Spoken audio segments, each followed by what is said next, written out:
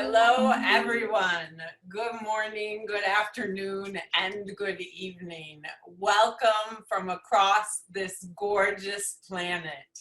We are one church, many paths, one mountain, where our mission is what Barbara Marx Hubbard and Dr. Mark Doffney call the planetary awakening in love through a unique self-symphony.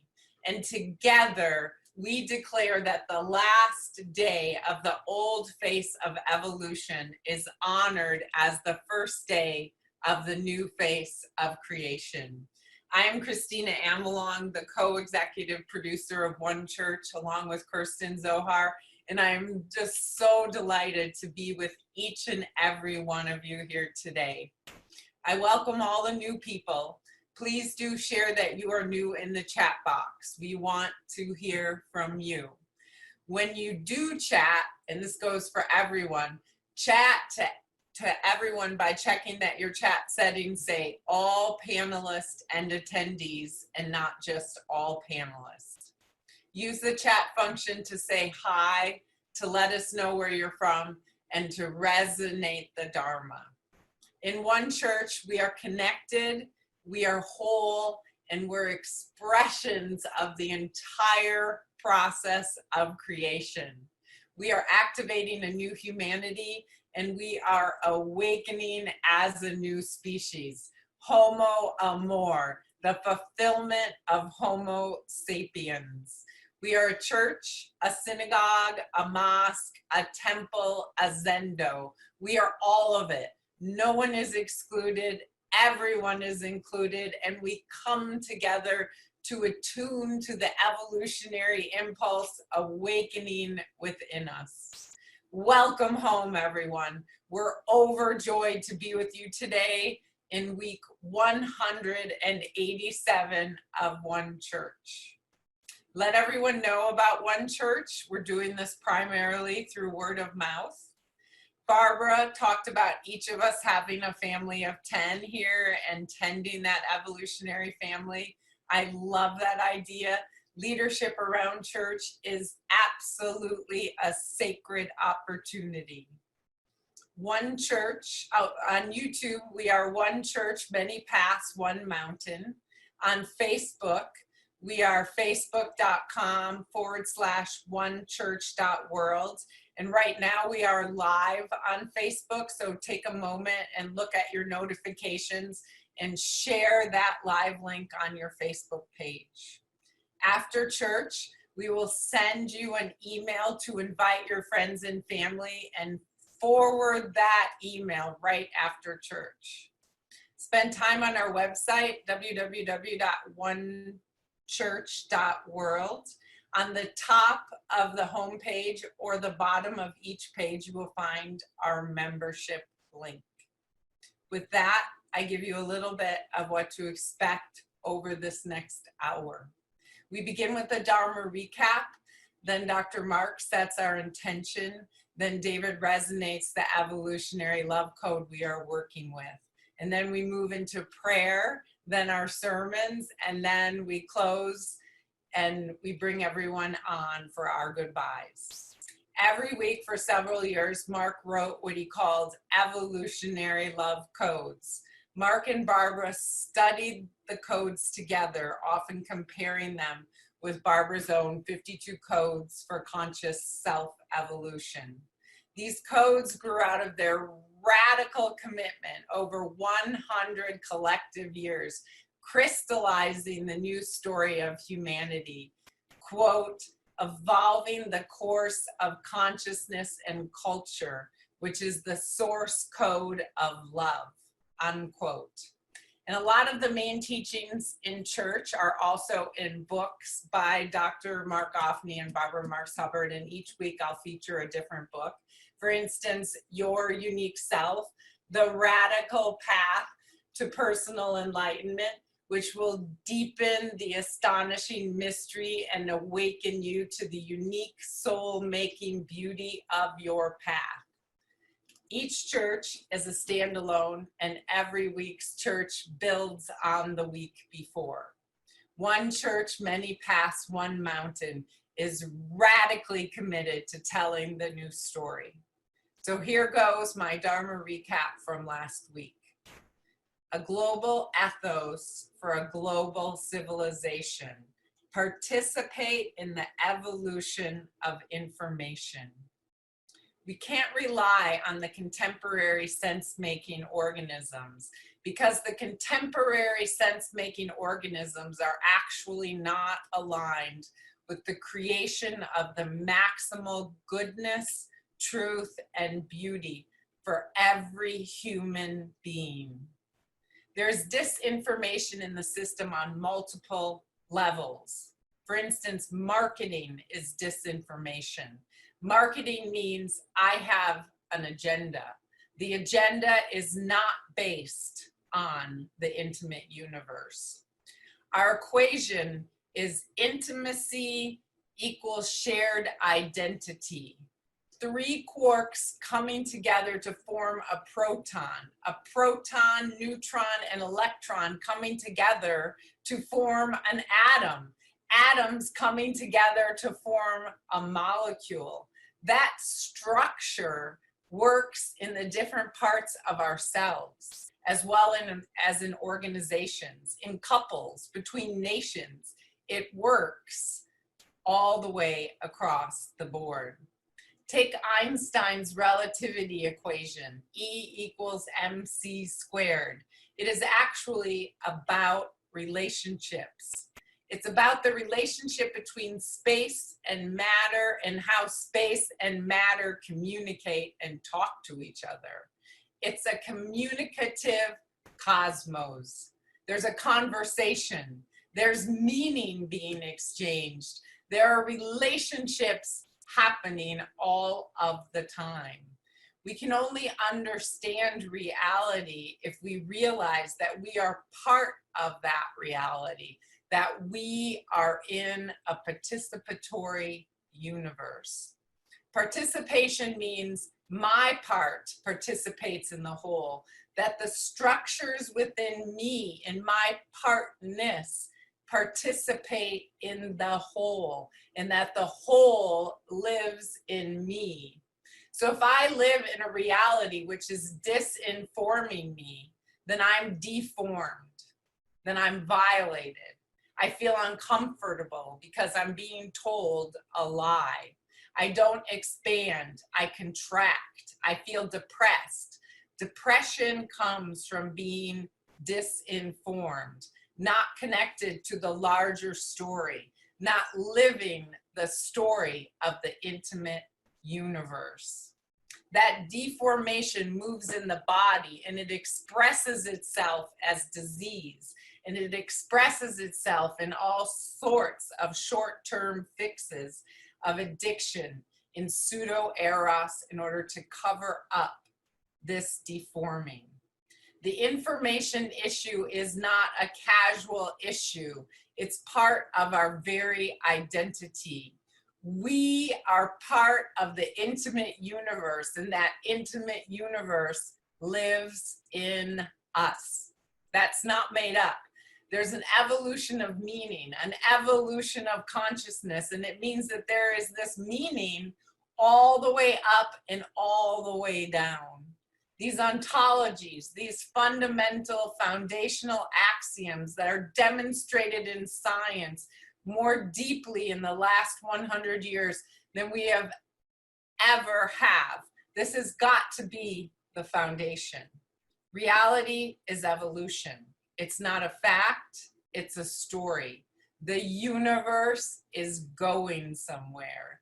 It's an amorous cosmos. It's a cosmos that's communicating and exchanging information all of the time.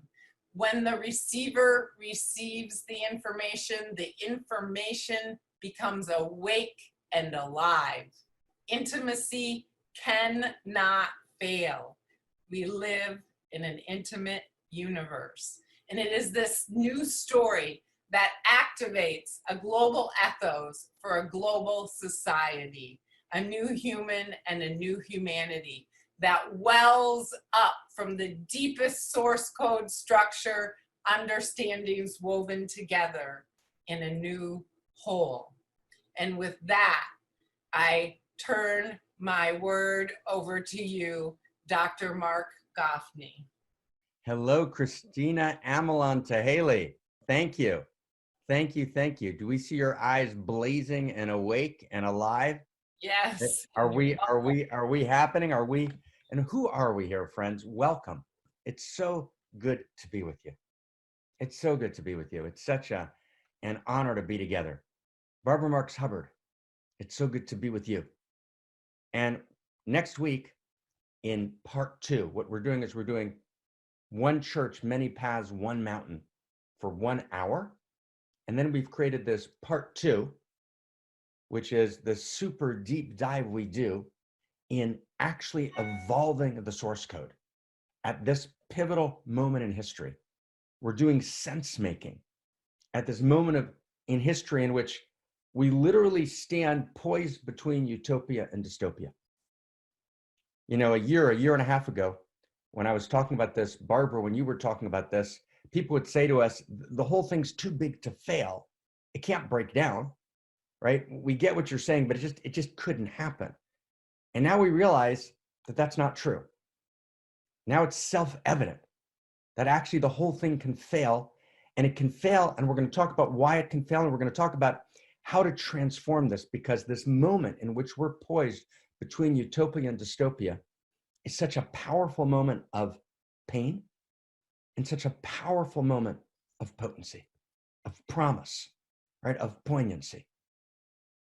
So let's just begin before we step in and we resonate the code and we do on more.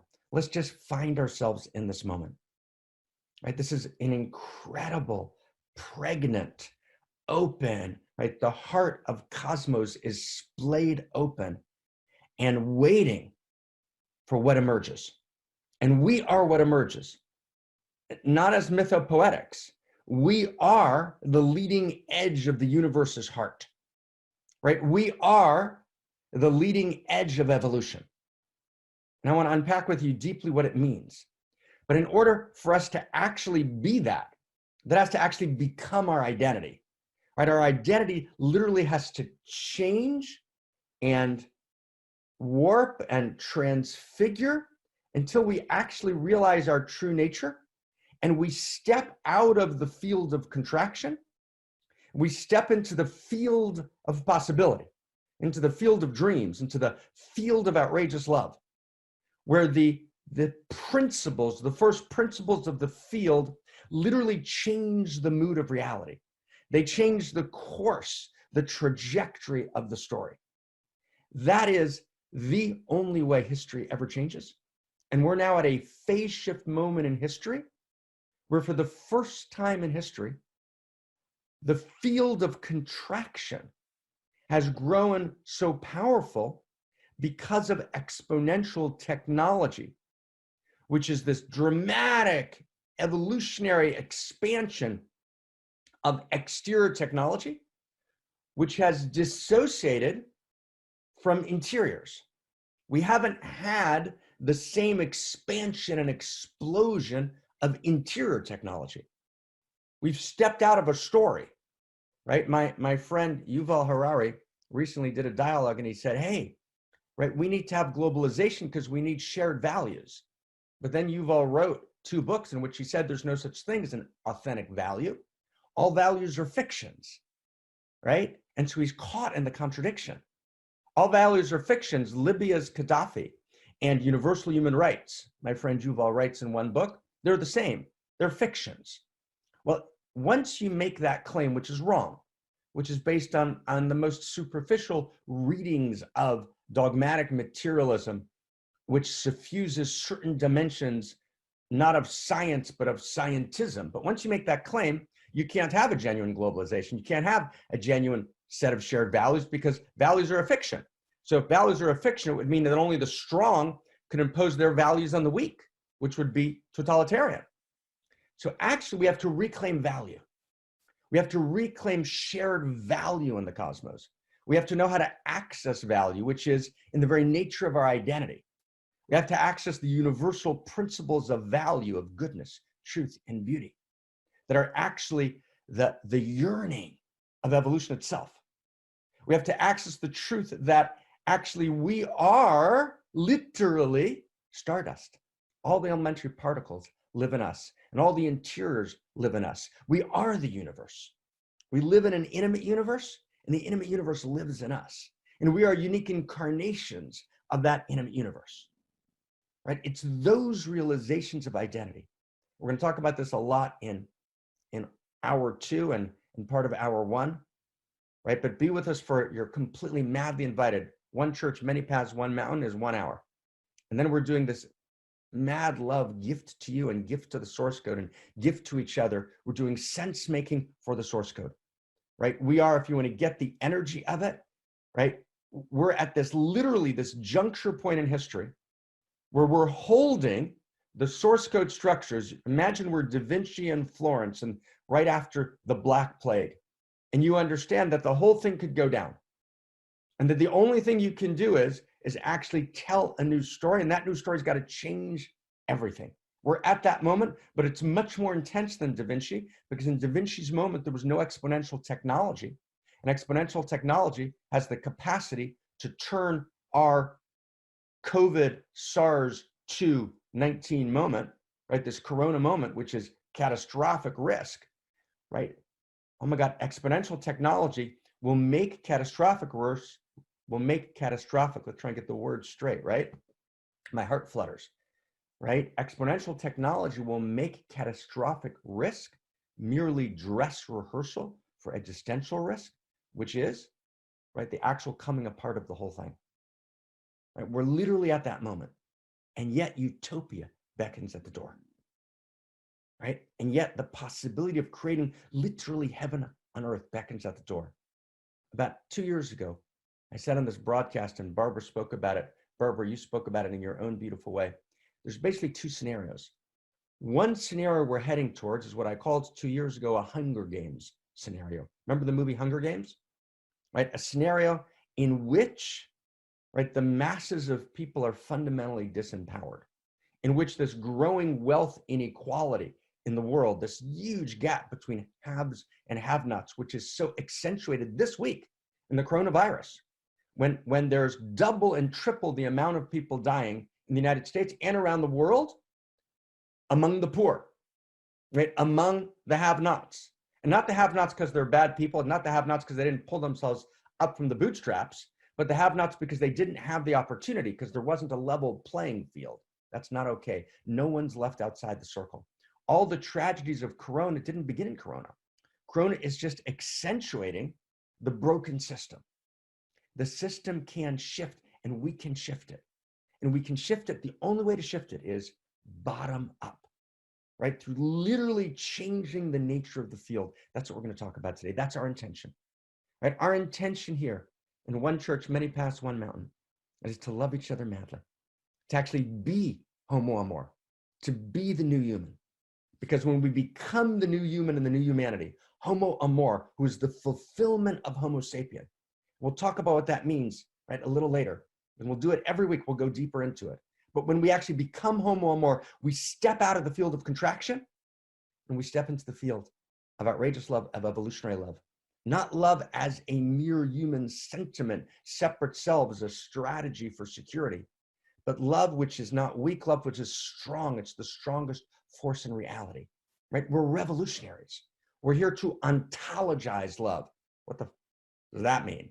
Ontology means love is real, right? Love is the allurement driving cosmos from the first nanoseconds of the Big Bang, which incepted the Big Bang, which moves all the way up and all the way down the evolutionary chain. It's the trajectory of the storyline of reality, because reality is not a fact, it's a story.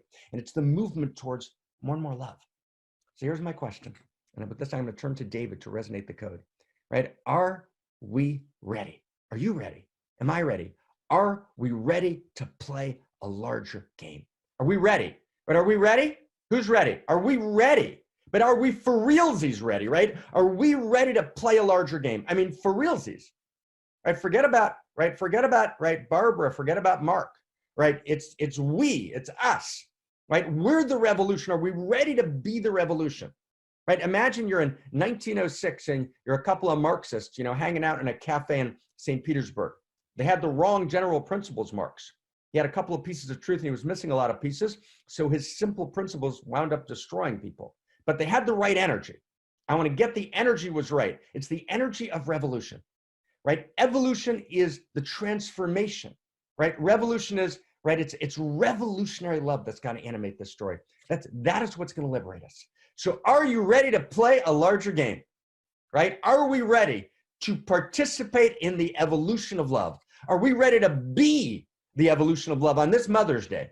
As Mother calls us, and Mother is us, and Mother invites us, and Mother is the field of possibility. Mother is the field of dreams. That's what Goddess is. Goddess is Mother. We talked 2 weeks ago about the blessings of the Father. Today's the blessings of the Mother. Right, the field of dreams that we step into when we realize our true nature. We step out of the matrix. We become homo amor. So, oh my God, what crazy, right? Right? It's the only sanity in the world. David, beloved, wonderful David, resonate the code for us, right? And just blow our hearts open, take us all the way inside and deeper. Dr. Mark, thank you so much. Beautiful code we got here today. And we have Joyce, our beloved parishioner here, our beloved church member. She was asking about, where are these codes written? Well, in some sense, they're written on the cosmos itself, but we're also consolidating them and putting them in a book that's forthcoming. So please watch out for that. So in the meantime, write these codes and keep track of them yourselves. So here we go, this code. Let's find the deepest values that we hold. Dr. Mark was talking about the values that are the deepest parts of our being that we know so deeply. Let's find that there. Are they values of liberation or contraction? Let's find the deepest liberation we know as I resonate the code. We live trapped in a field of contraction and illusion. The field is a hyper object animated by simple hidden rules of contraction. There are no ultimate devils, only elites trapped in the field along with everyone else. This is the field of Homo armor, Homo sapiens. We step out of the field of contraction by stepping into the field of outrageous love. We realize our truth as Homo amor and are liberated from the field. The field becomes a field of dreams, a field of infinite possibility. Homo armor becomes Homo amor. We are free to be outrageous love in ecstatic joy and mad, mad, mad devotion. Our true nature, incarnate expression of the field itself. This, my friends, is the democratization of enlightenment. And with that, I turn my word back to you, Dr. Mark. Oh my God, David. Yes. And we got that code in the chat box. It's a gorgeous code, right? It's an unbelievably good code. And yes, right, an answer to the code question. There's a book, Evolutionary Love Codes, that's literally coming at you, I hope, by the end of the year, next few months, by the end of the summer, I hope. It's a fantastic book, right? Barbara and I worked together on these codes. Christina Amelon, right? Tahel, right? And David are working on Evolutionary Love Codes, Evolutionary Sermons. They're the captains of that ship and moving us forward. So we hope to have that. And Evolutionary Love Codes it's the core of everything. Amor. Okay, Amor? Amor, welcome everyone. Welcome. Right, welcome. Right, are you here? So I just want to ask just so gently, everyone in the chat box, right? Everyone on? Just write if you can, I am here. Just I am here so we can hear everybody. Let's just feel everyone. I am here, right? I am here, right? The Hebrew word for I am here is hineni, H-E-N-I-N-E-I, hineni, right? I am here, right? I'm here. Hineni, I'm here, right? I'm showing up, and I'm waking up, right? I'm growing up, right? And I'm cleaning up whatever I need to clean up so the transformation can happen, right? I am here, right? I'm here, I'm present, I'm fully alive, and I'm willing to be surprised, right? Brother Terry, Brother Tom, I'm willing to be surprised, and I'm willing to, I'm going to just share something with you, and then we're going to do the deep Amor chant, right? I'll share something with you at the end of a 24-hour meditation period, which is my Sabbath period. This past yesterday, she, mother, in this just very special moment, just kind of drew me in, and she opened, right, her gate in a way that hasn't happened in a while. And I saw the field, and it was so clear and so beautiful, right? And so stunning, right? Right? Do you know what I mean by that, everyone? Okay. I want to read you something for a second, okay? I want to read you a couple of testimonies so you get what it's like when it opens up. So literally about 20 hours ago, it just opened up. It opened up, and I'd been, 24 hours just in. And then she just opened, right? And when she opens, you can see it. You can see the Dharma. You can see the field. The field of contraction, right, steps back, and you're literally in reality, and there's no split between you and reality. You're on the inside of the inside, and all of reality is in you, and you see all the decisions. They're all clear. And you realize that the big things in your life don't matter, and it's the small decisions, right, those intimate moments of integrity that change everything. I'm just going to read you just a description of, and throughout history, it's seers and sages, right, have been able to step in, right, like I did last night, right? Like she discloses, and like you can do. It's the democratization of enlightenment.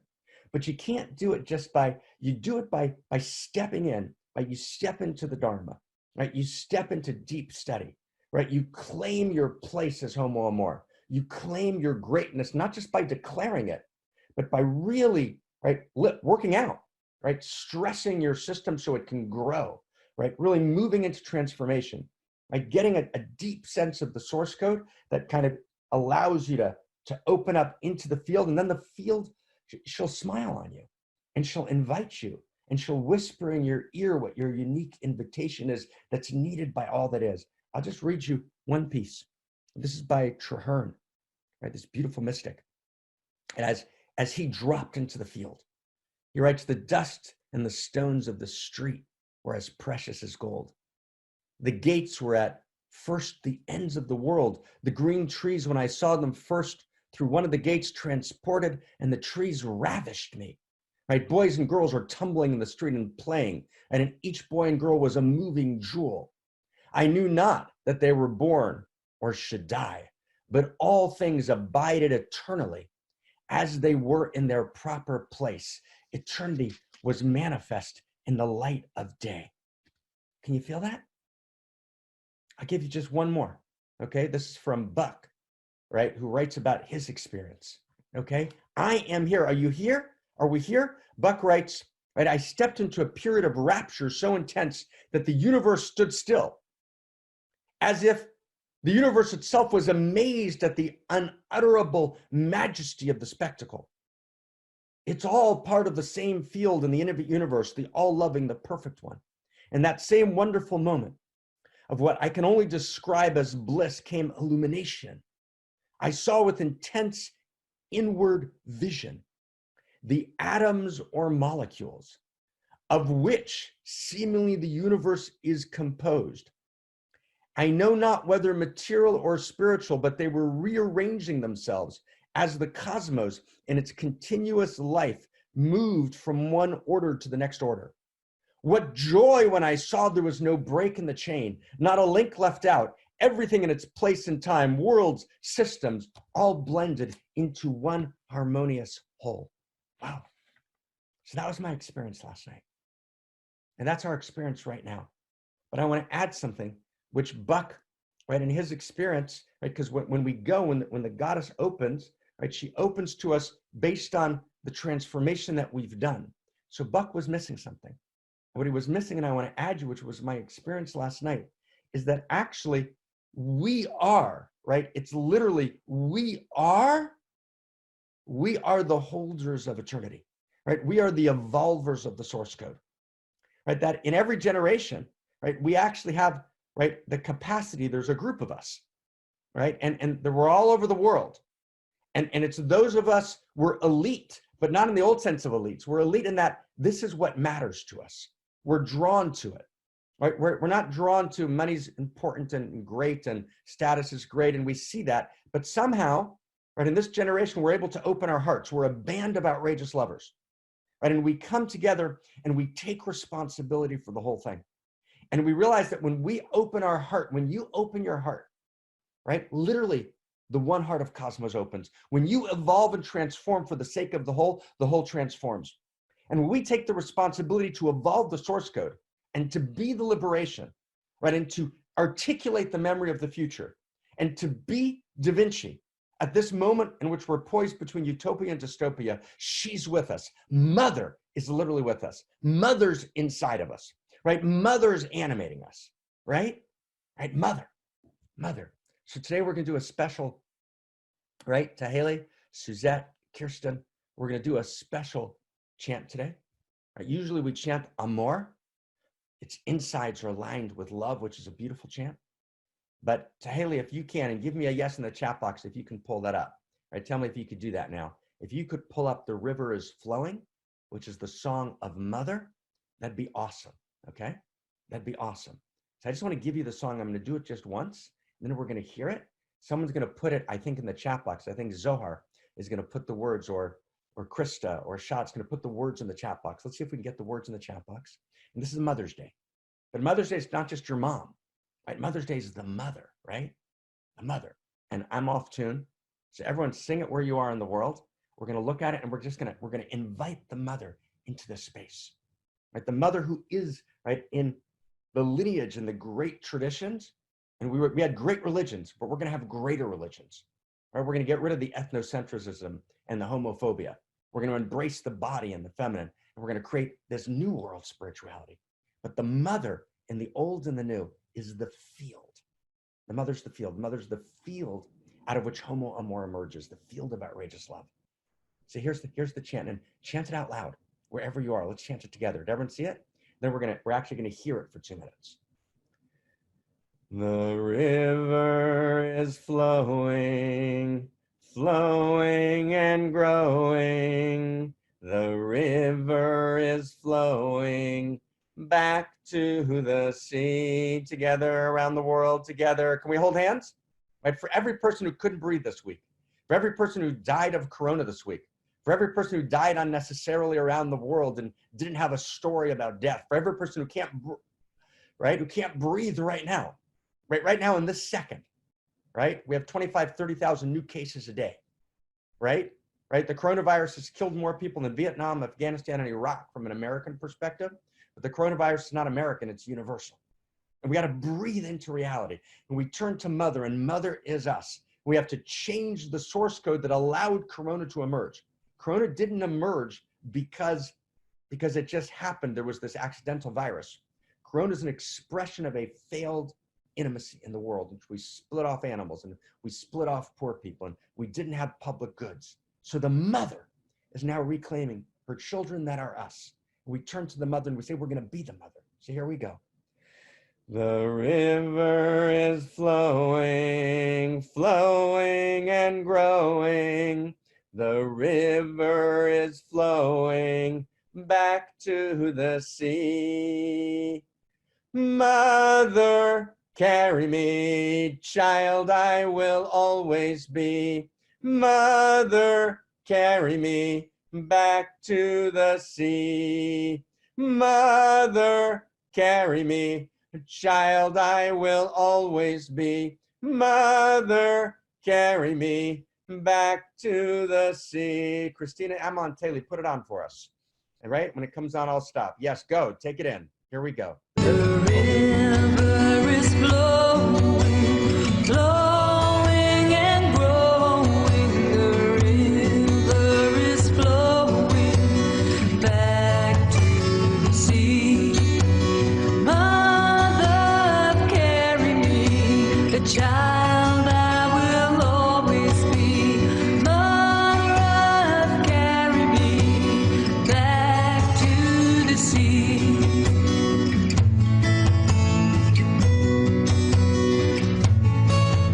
The river is flowing, flowing and growing. The river is flowing back to the sea.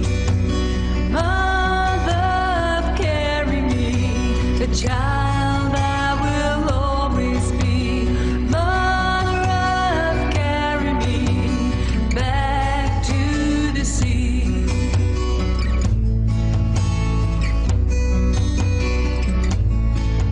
The river is flowing, flowing and growing. The river is flowing back to the sea. Mother, carry me, the child I will always be. Mother, carry me back to the sea.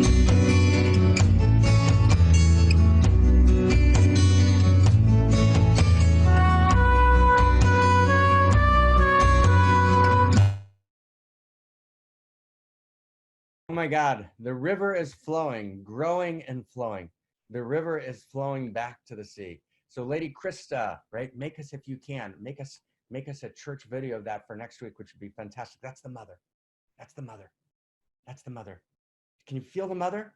Just who can feel the mother? If you can feel the mother, just scream mother and just write in mother, mother, right? Mother, mother, right? The river is flowing, right? Mother, right? Mother, carry me, child I will always be. Mother, carry me back to the sea. Mother, carry me, child I will always be. Mother, carry me back to the sea.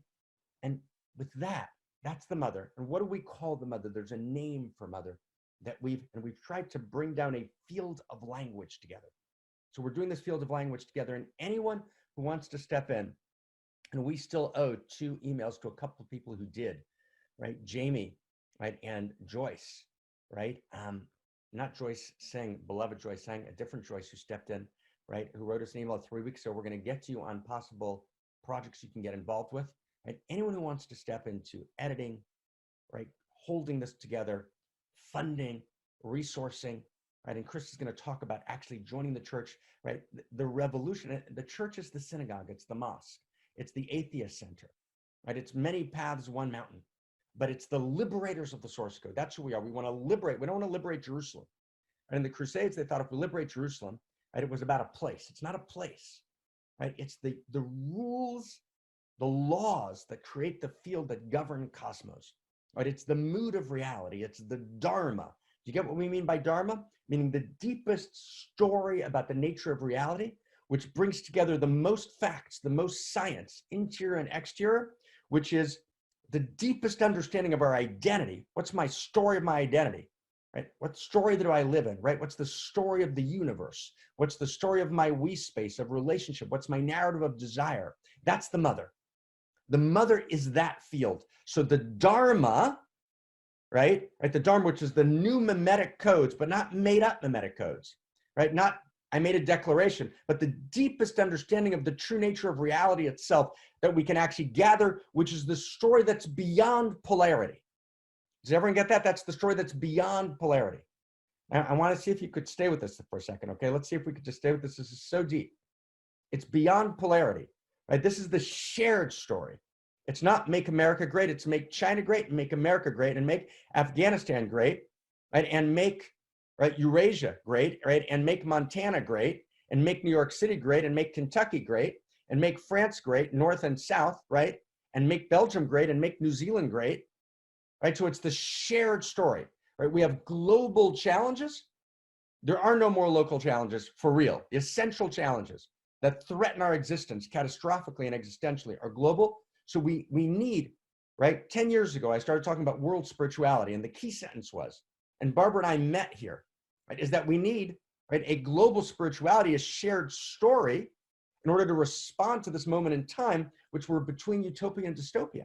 Now notice what's happened here. And I want to now step into the moment for a second, and let's just meditate on the moment deeply. So you guys ready? We're ready to kind of step in here in a big way? This is a big deal. Have you noticed how little global coherence there is? Get what I mean by coherence? There's such little global action happening together. Who's noticed that? Right? Every country's making its own decision. Within the United States, every state is doing its own thing, right? But there's actually no shared global coherence. Now, global coherence doesn't mean we collapse into a totalitarian world government. That's not what it means, right? That's not what we're talking about. We're talking about the ability to act in a coherent way and to respond, right? When China says, right, back in, right, wow, February, China says, wow, no flights out of Wuhan, China to the rest of China because they knew a pandemic was happening, but flights to the rest of the world, not a problem, right? That's a global intimacy disorder, right? When the United States has factory farms that are like the wet markets, right? In which animals are split off and made to suffer beyond imagination for a moment of lamb chops, that's a global intimacy disorder, right? When we actually think that, let's just stay close to this, when we think that there's a contradiction between my nationalism and globalism, that's a global intimacy disorder. That's not true. Does everyone get that? There's no contradiction between, right, between globalism and nationalism. Nationalism is beautiful. Nationalism is the love of my country. This is really important. We're going to take this into prayer, right? Nationalism is I love my country. And that's about 5,000 years old in history. And it's gorgeous. It means I don't just hang with the 150 people, which is the Dunbar number, the natural 50 to 150 people that a human being organizes with and loves. I can expand my love and actually love everybody in the nation, right? And we actually organize as nationalities who are unique selves, unique nations in the larger field of existence. That's gorgeous. It's beautiful, right? So nationalism doesn't mean I hate the stranger. It means I love my countrymen. I love my family. They're close. It's beautiful. And globalism means there's a larger field, and we're going to talk about that larger field, right? It's a world-centric field. There's a larger love, and I love every human being. And then I love every animal, right? And I expand it further. But globalism and nationalism, we need them both, right? And we need not to have split off intimacy disorders, right? You begin to feel that? And we need to have a shared language. So here's an example. There's a huge argument going on today for whether the lockdown was worthwhile. It's actually, I brought some statistics here. I won't go into them right now. There's someplace around here. But basically, wherever they are, right, the lockdown, right, according to serious people, everybody, according to serious people, right, there may be more death caused by the lockdown internationally, like exponentially more death, like 4 or 5 times as much death caused by the lockdown than the lockdown saved. That's a legitimate position, right? It's being taken by Michael Levitt, for example, won the Nobel Prize chemistry guy, deep structure guy in 2013. It's being taken by key people at the World Health Organization, right? Was the lockdown a huge mistake? Now, here's the point. We actually don't know. But the issue of whether the lockdown was a mistake or not, or how to open up gradually, right? Or how to do economic stimulus, right? In a way that actually works, right? So that actually we can actually afford to do a lockdown. All of those issues, here's the point. Those are not political issues. Right? Those are not about which party's in power. Right? So for example, it's tragic that around the world, I'll just take the United States as an example, that argument about whether the lockdown was the good thing or the bad thing is actually completely split along party lines. In America, what's called red states, Republican states, right? They're talking about the lockdown being a mistake. Blue states are saying, no, it was absolutely the right thing to do. And all the blue state commentators are saying it was right.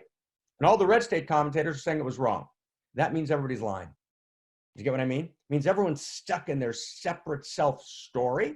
And that separate self-story is how they make their identity. I'm Republican, I'm Democrat, I'm blue state, I'm red state. And I'm now going to interpret reality. I'm going to interpret the science of the lockdown, which are scientific, objective issues that have to be understood and looked at carefully.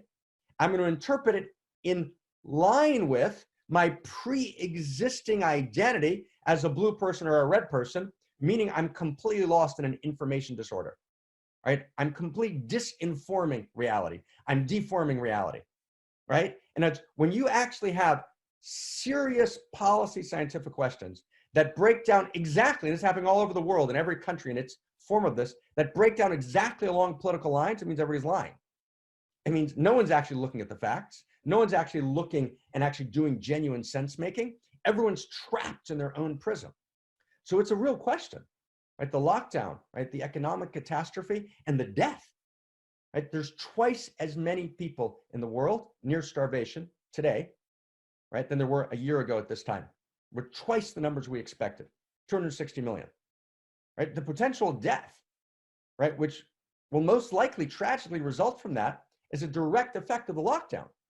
So these are unbelievably complex decisions, but we can't make them unless we actually have a shared story. Does everyone get that? There's no global coherence unless there's intimacy. And if there's no intimacy unless there's a shared story. Intimacy means a shared story in which that which unites us is so much greater than that which divides us. When we don't have that, we have global action paralysis, which then generates a global intimacy disorder. We split off whole countries. We split off the have-nots. We have this very, very, very concentrated wealth pockets, right? But anyone who's not in that wealth pockets is on the front lines getting COVID, but we're not actually taking care of them because we can't actually feel that they're hungry. There was one liberal writer who wrote about the fact that, we have to actually keep the lockdown because we're merely inconvenienced and other people are dying. Well, this particular writer, William Barber is his name, blessings to you, William, he was merely inconvenienced because he has a job, right? And he's set, right? And he's got food to eat next month. But actually there's hundreds of millions of people around the world who are dying in Bangladesh, starving. In India, starving. Right? There's been 700 cases in India. All of India, 1.3 billion people has been locked down. But however we approach these issues, right? And my point now in One Church, Many Paths, One Mountain is not what we should do. Our point is that we can only create coherence, responding to a global challenge, if we actually have interior coherence, which means we're part of a shared story. We have a shared answer to who am I? We actually have shared values, right? And those shared values have to be universal values. And they have to be rooted in the nature of cosmos itself. They have to be expressions of the universe, right? They have to be backed by the universe. That's the new Dharma. That's the new story. Wow. Like that's how you liberate the source code. So we asked, what is mother a few minutes ago? What is mother? We have a name for mother. And it's not a name from a particular religion. It integrates everything we know in science, the interior sciences and the exterior sciences. We call mother here. Anyone want to write it in the chat box? We call mother here the infinity of intimacy. Does everyone get that? Mother is the infinity of intimacy. Does everyone get that? Right? The God you don't believe in doesn't exist. Right? God, goddess, is the infinity of intimacy, which incepts reality. Right? Infinity desires to be intimate. So infinity incepts, births reality. The unmanifest decides to become manifest. How do you know? Because here we are. Right? William Blake wrote beautifully, said, infinity's in love with the productions of time. Infinity desires intimacy, and the entire field is an intimate field, literally, non-random aggregations of wave patterns, interference patterns, all the way up, right? Randomness is but a method within a non-random universe, right, of intimate configurations, all the way up and all the way down. That's hard science. That's how you got to be a dogmatic, blind faith, right, to deny that. That's the nature of reality. We're expressions of that intimacy.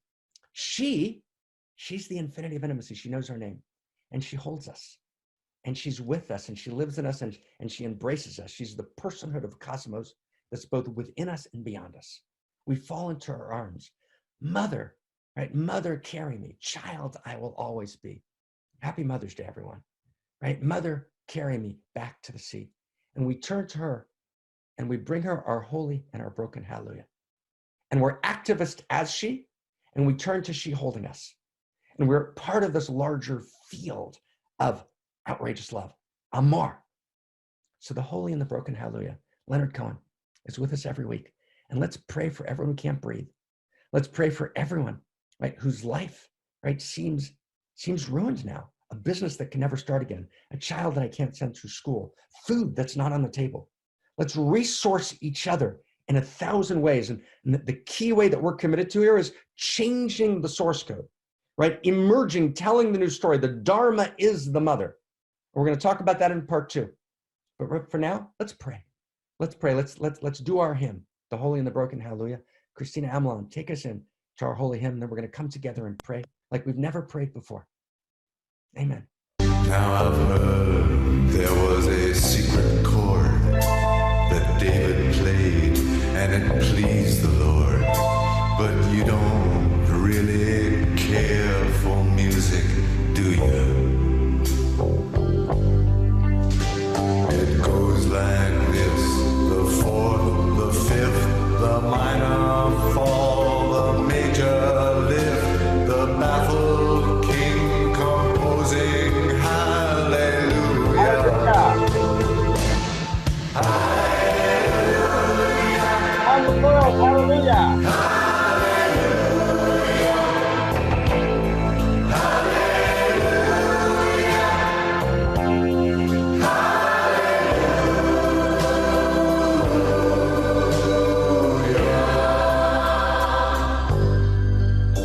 Your faith was strong, but you needed proof.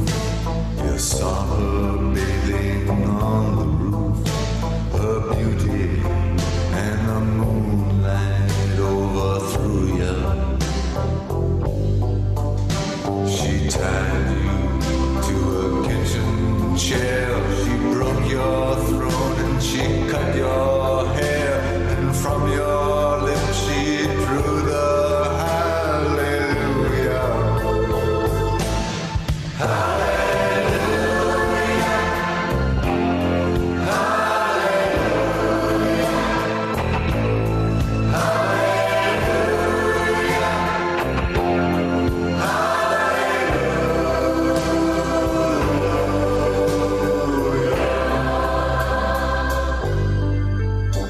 You say I took the name in vain.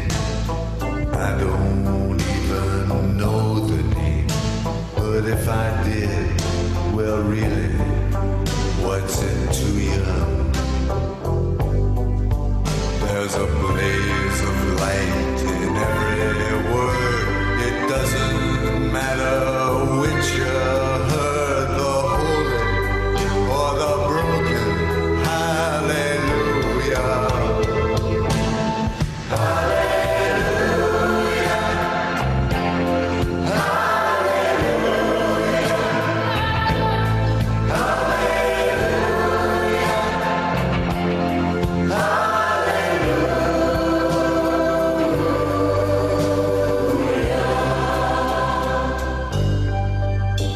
I did my best, it wasn't much.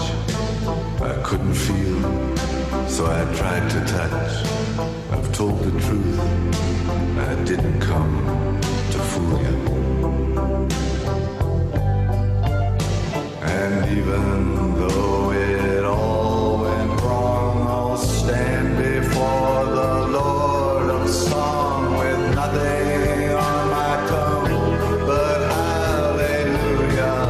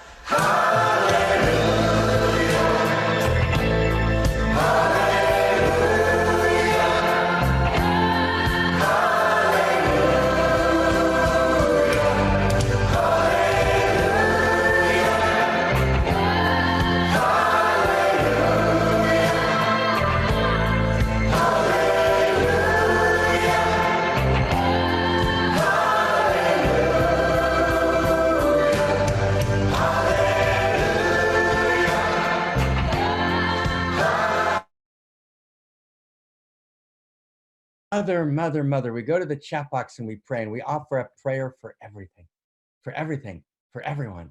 Medea, yes, yes, Mother. Heart is opening, sounds of the universe, smiling ecstatically. We go to the Mother and we offer our holy and our broken hallelujah, and we ask for everything. So let's ask for everything, for everyone, right? What's your prayer? What's your prayer? Let's bring our prayers. We bring our prayers to the infinity of intimacy, right? And we raise it up, right? Shahat, I pray all the lonely people feel held, right? Yes, Nathan, I pray a group of software developers come together, learning the Dharma and create unique self book. Amen, right? Joyce, right? So everyone, I pray so everyone can breathe, right? Right? Yes, yes, for our beloved Philippe. Krista, I pray our beloved Philippe may recover into full radiant health and right. And I wrote someone asking for brother Philippe's number. And Philippe, if you're here, leave it for me. I tried to get it on Friday so I can find him today. Brother, beloved, gorgeous Philippe. Gorgeous Philippe. Roxanne, a great mother, I know that you're here. I pray we will feel you. Jacqueline, brother, right? Mother, I pray for you to hold us in our brokenness. Shati, I pray to be held by she when the moment appears so difficult now, and to step out of myself and to actually give my gift, right? Terry, I pray that all mothers be held tightly by all the fathers, right? David, I pray to open my heart to the extremely poor, right? The globally sick, the refugees who have no home. May we feel at home in you. May they feel, and may they be we. I pray that everyone's fed, says Zohar. Tina, I pray for everyone that their needs are met, that they can feel, right? That we're together. I pray for the sanity of humanity. Harry, this week we find each other, right? Harry, right? That we get to hug again, right? Right? Tracy, I pray to contribute my unique piece of the news story. Claire, I pray for Philippe's full and fast recovery, and for everybody who's in the hospital fighting for health. Medea, I pray, Mother, she will comfort and give holy power to the hearts of all humanity. Liam, I pray for everyone to feel the blessing of the Divine Mother, right? Amen, right? Amen. Right? Stuart, you're with us and we're with you, and give us your prayer when we pray to the Mother. Suzette, I pray for all mothers to get their wish of outrageous love for all children in the world, right? For all refugees, right? G, I pray for everyone's health and hold and held by the Mother, right? Feeling you, Stuart, Paul, and Carol, beloveds. Oh my God, right? You're in the middle of your journey of calling. I can't wait to our call. I pray for my daughter, who's a loving mother, who lost her mother when she was too young. Oots, thank you for your email. Right? Utsu wrote me this beautiful email about vitamin C that we're going to talk about. I pray for the desperately pure in Ecuador. Oriana, the holy Oriana, at your altar, I pray for turning the wheel in time from the inside of time. Tom, I pray that all of us can shake off whatever sense of dread and grief in which we might be awakening. Zohar, I pray that everyone can feel held. Philippe, yes, send me your number, brother, right, so I can call you. I looked for it the other day on Friday. I pray to find my way back to the essential, serving the evolution of love. Philippe, we cannot do it without you. I would not want to be written in the book of life without you, Philippe. Jackie, I pray for all the mothers whose children are sick who have died. Medea, I pray the universal energy of the Divine Mother. Oh my God, make us a channel of her grace, Henry, right? Prayer, Claire, Nathan, right? Medea, right? Andre, right? Oh my God, right? We're together. Praying for Elsa to find her way to joy, right? Who else? Just maybe two more prayers. Can you feel there's like two more prayers? Someone who hasn't written before, right? Somebody new who's kind of watching the prayers and kind of speaking them. Do you have a prayer to bring down? This is for you, right? For you, right? A new voice. There's a new voice here, right? Anyone, whoever it is, there's two new people, whoever they are. Just, if you're just kind of here, you're with us, your prayer moves us. Your prayer opens us, right? Your prayer, right?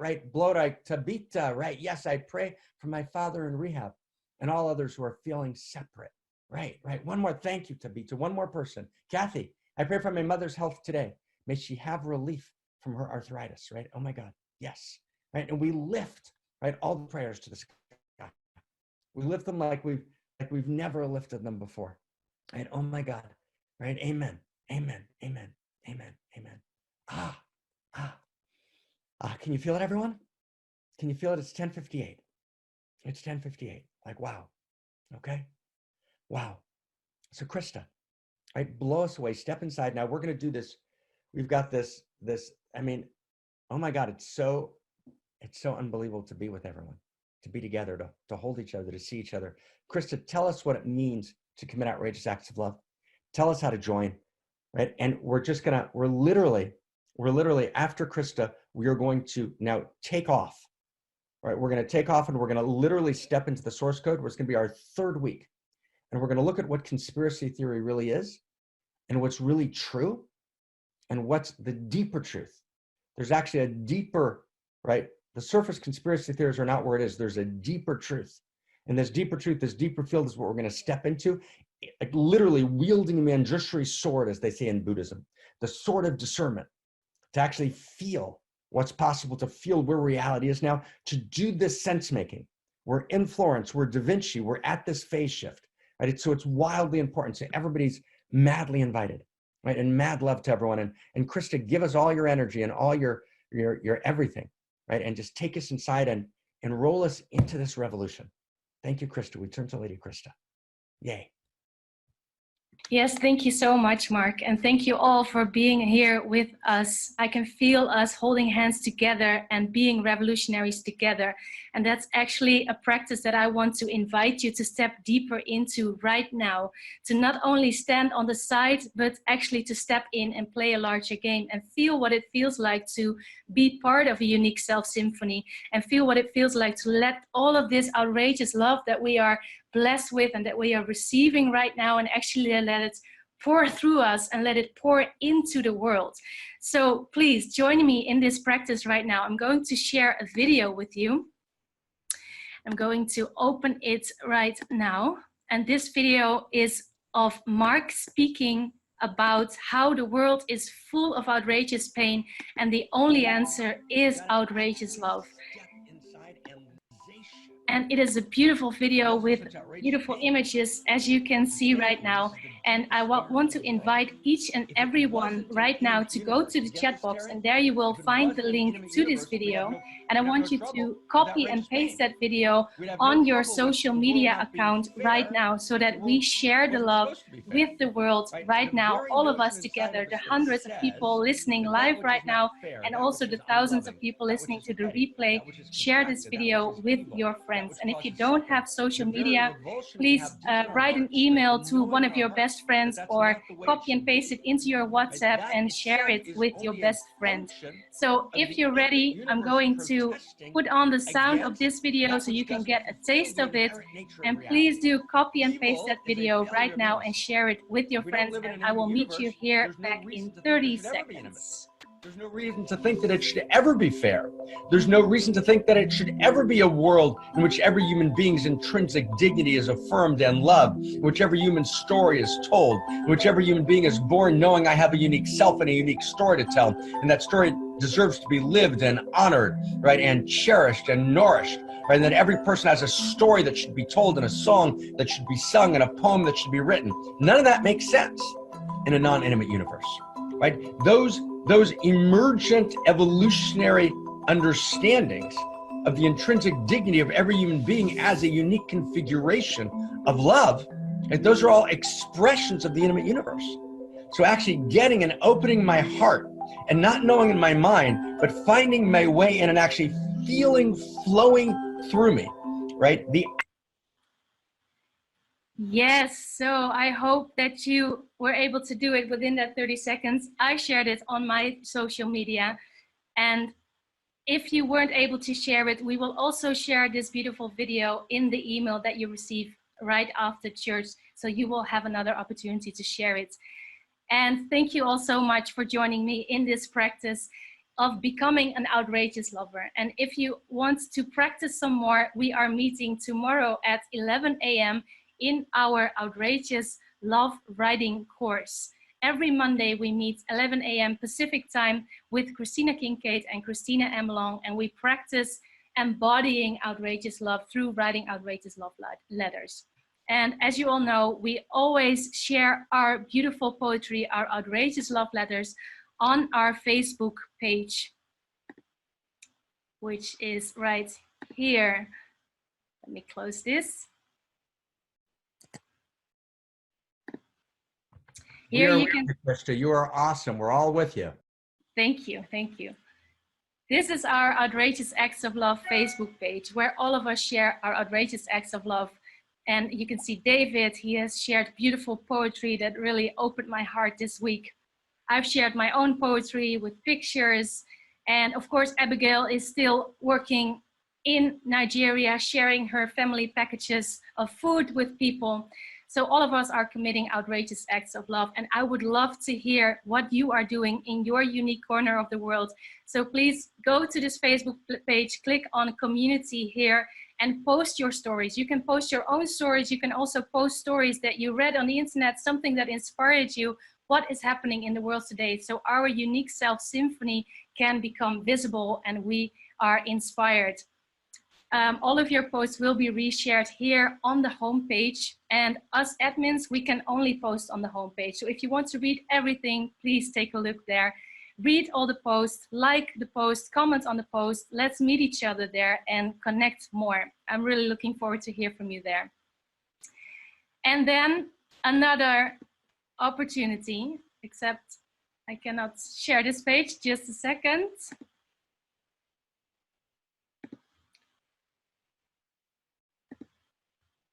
We're with you. We're right there with you. All the way. Thank you. Just need to open the page. Yes, here it is. So this is our website, onechurch.world. And as Christina has shared before, there are amazing books and you can find them here under resources. All of the books contain beautiful Dharma. So take a look here and order your copy right now. And there are also beautiful videos that you can watch here of the Dharma, and you can share them with your friends as well. And of course, take a look on the membership page, because we are one church together and we are co-creating this one church. And we really need your financial contribution as well to be able to share this message with the world. And all of your funding goes directly into growing this church together. No one is receiving a paycheck, and all of us here are volunteers sharing our energy and our resources and our time and our love and our money with one church to reach as many people as we can. So you can choose to make a one-time donation here, but you can also choose to become a member, and you can choose your own unique contribution starting from $25 a month. And if you do become a member, you will gain access to these 9 beautiful courses. And I just want to say that each and every course contains hours and hours of transmission of the Dharma. And each course, the value is 297 euros. And for only $25, you gain access to all of them. So I think that's an amazing gift.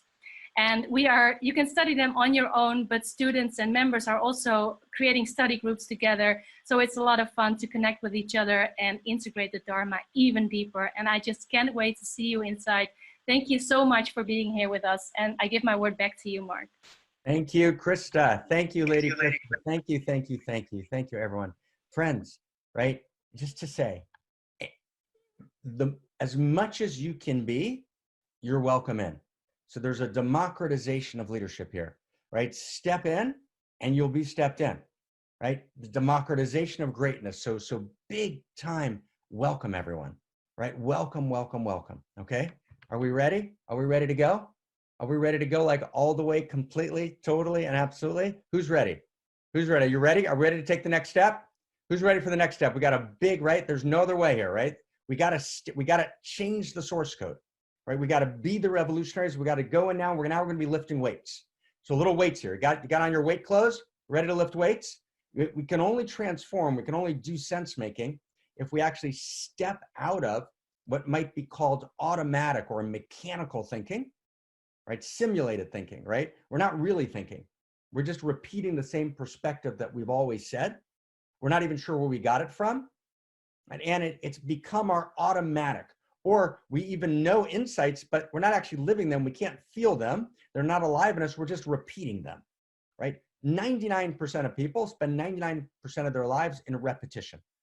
Literally, neuroscience has validated this in any number of studies. We repeat the last second. We're never original, right? We're in the matrix. We're in repetition, right? To actually do sense making, to actually become Homo more, we step out of the matrix. We begin to lift. We're going to lift.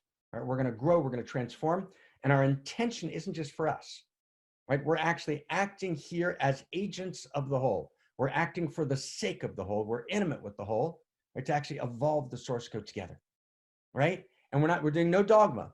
We're doing the best Dharma, the best integrated story, right? The best news story of reality, right? Which actually changes everything and allows us to actually move towards the utopia that's possible, right? It feeds the hungry children, right? It heals the distended stomachs, right? It creates possibility for every human being on the planet, right? It is the only response to suffering that can actually transform suffering. So here we are. Okay, we ready to go? So our topic, this is week 3. Okay, this is week 3. Here's our topic. Our topic is this strange topic of conspiracy theory. And just give me a sense, how many people were, right? Just who was here last week? Just a bunch of yeses. I think most of us were, right? Right. So in its last 2, this is our 3rd week, right? Right. So we've been here, right? Right. How many people are completely new? How many people are completely new? Right. Just if you're new, just say, hi. Give us a hi if you're new. Okay. If you're brand new, just so I'll get a sense. Hi, welcome. Welcome. Anyone else? Right? Anyone else? Just, or you could just be there. Okay. Yes. The last 2 weeks, Debbie. Okay. Okay.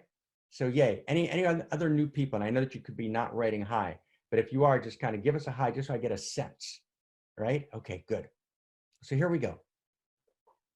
So I'm gonna actually jump in the middle. Maggie, you'll be able to hi. Thanks, Francis. Welcome. Okay, Maggie, and you'll be able to track. Right? You'll be able to. There'll be enough so you can actually kind of step in. So we talked in great length in the last couple of weeks about conspiracy theories and, are they real? Are they not real? We talked particularly about one particular conspiracy theory, right? The 5G conspiracy theory that suggests that there actually is no coronavirus, that it's actually a function of the natural genetic material that's contaminated by 5G, which is actually not correct.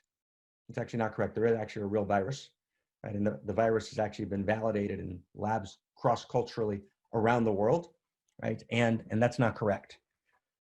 And we also realized that the way a conspiracy theory works is to take a partial truth and to extend it into a full truth. So for example, it is true that 5G, which is this new communications technology, is untested. And it's also true that 4G was untested, and so was 3G, but 5G is ramped up and dramatic, right? And it's also true, I'm going to add a couple of things, that 5G is very, very important, right, to what has been correctly called by President Eisenhower the military-industrial complex. That's true, right? And it's true that 5G, right, actually can have negative effect on us, right, simply because we're electrical beings in our exteriors, right? We're electrical signals. 5G is an electrical communication system. So obviously those two things can interfere with each other, and we have no long-term, right? We have no long-term, right, understanding, right, of how that impacts. Okay, and we're going to talk in a whole different, right, a whole different discourse, Nathan. Okay, so see if we can just kind of stay with this discourse, right? Because we're actually, right, don't collapse it into another discourse. Right, my friends in Rebel Wisdom are great, but we're going in a whole different direction. We're doing a different conversation, okay? Because we're actually going to do a source code conversation, right? The particular thing that you just mentioned is much more of a surface infrastructure conversation, and it's beautiful, right? But we want to actually go to the source code. That's what we've been doing the last couple of weeks, okay? So what's true is that 5G is untested, right? What's true is that it can actually impact us. What's true is that it can mess with us electrically. That's all true. Right? And let me add a couple of things. What's also true is that you actually can't do a level of automated weaponized drones. Think Terminator, Schwarzenegger. You actually can't do that without 5G.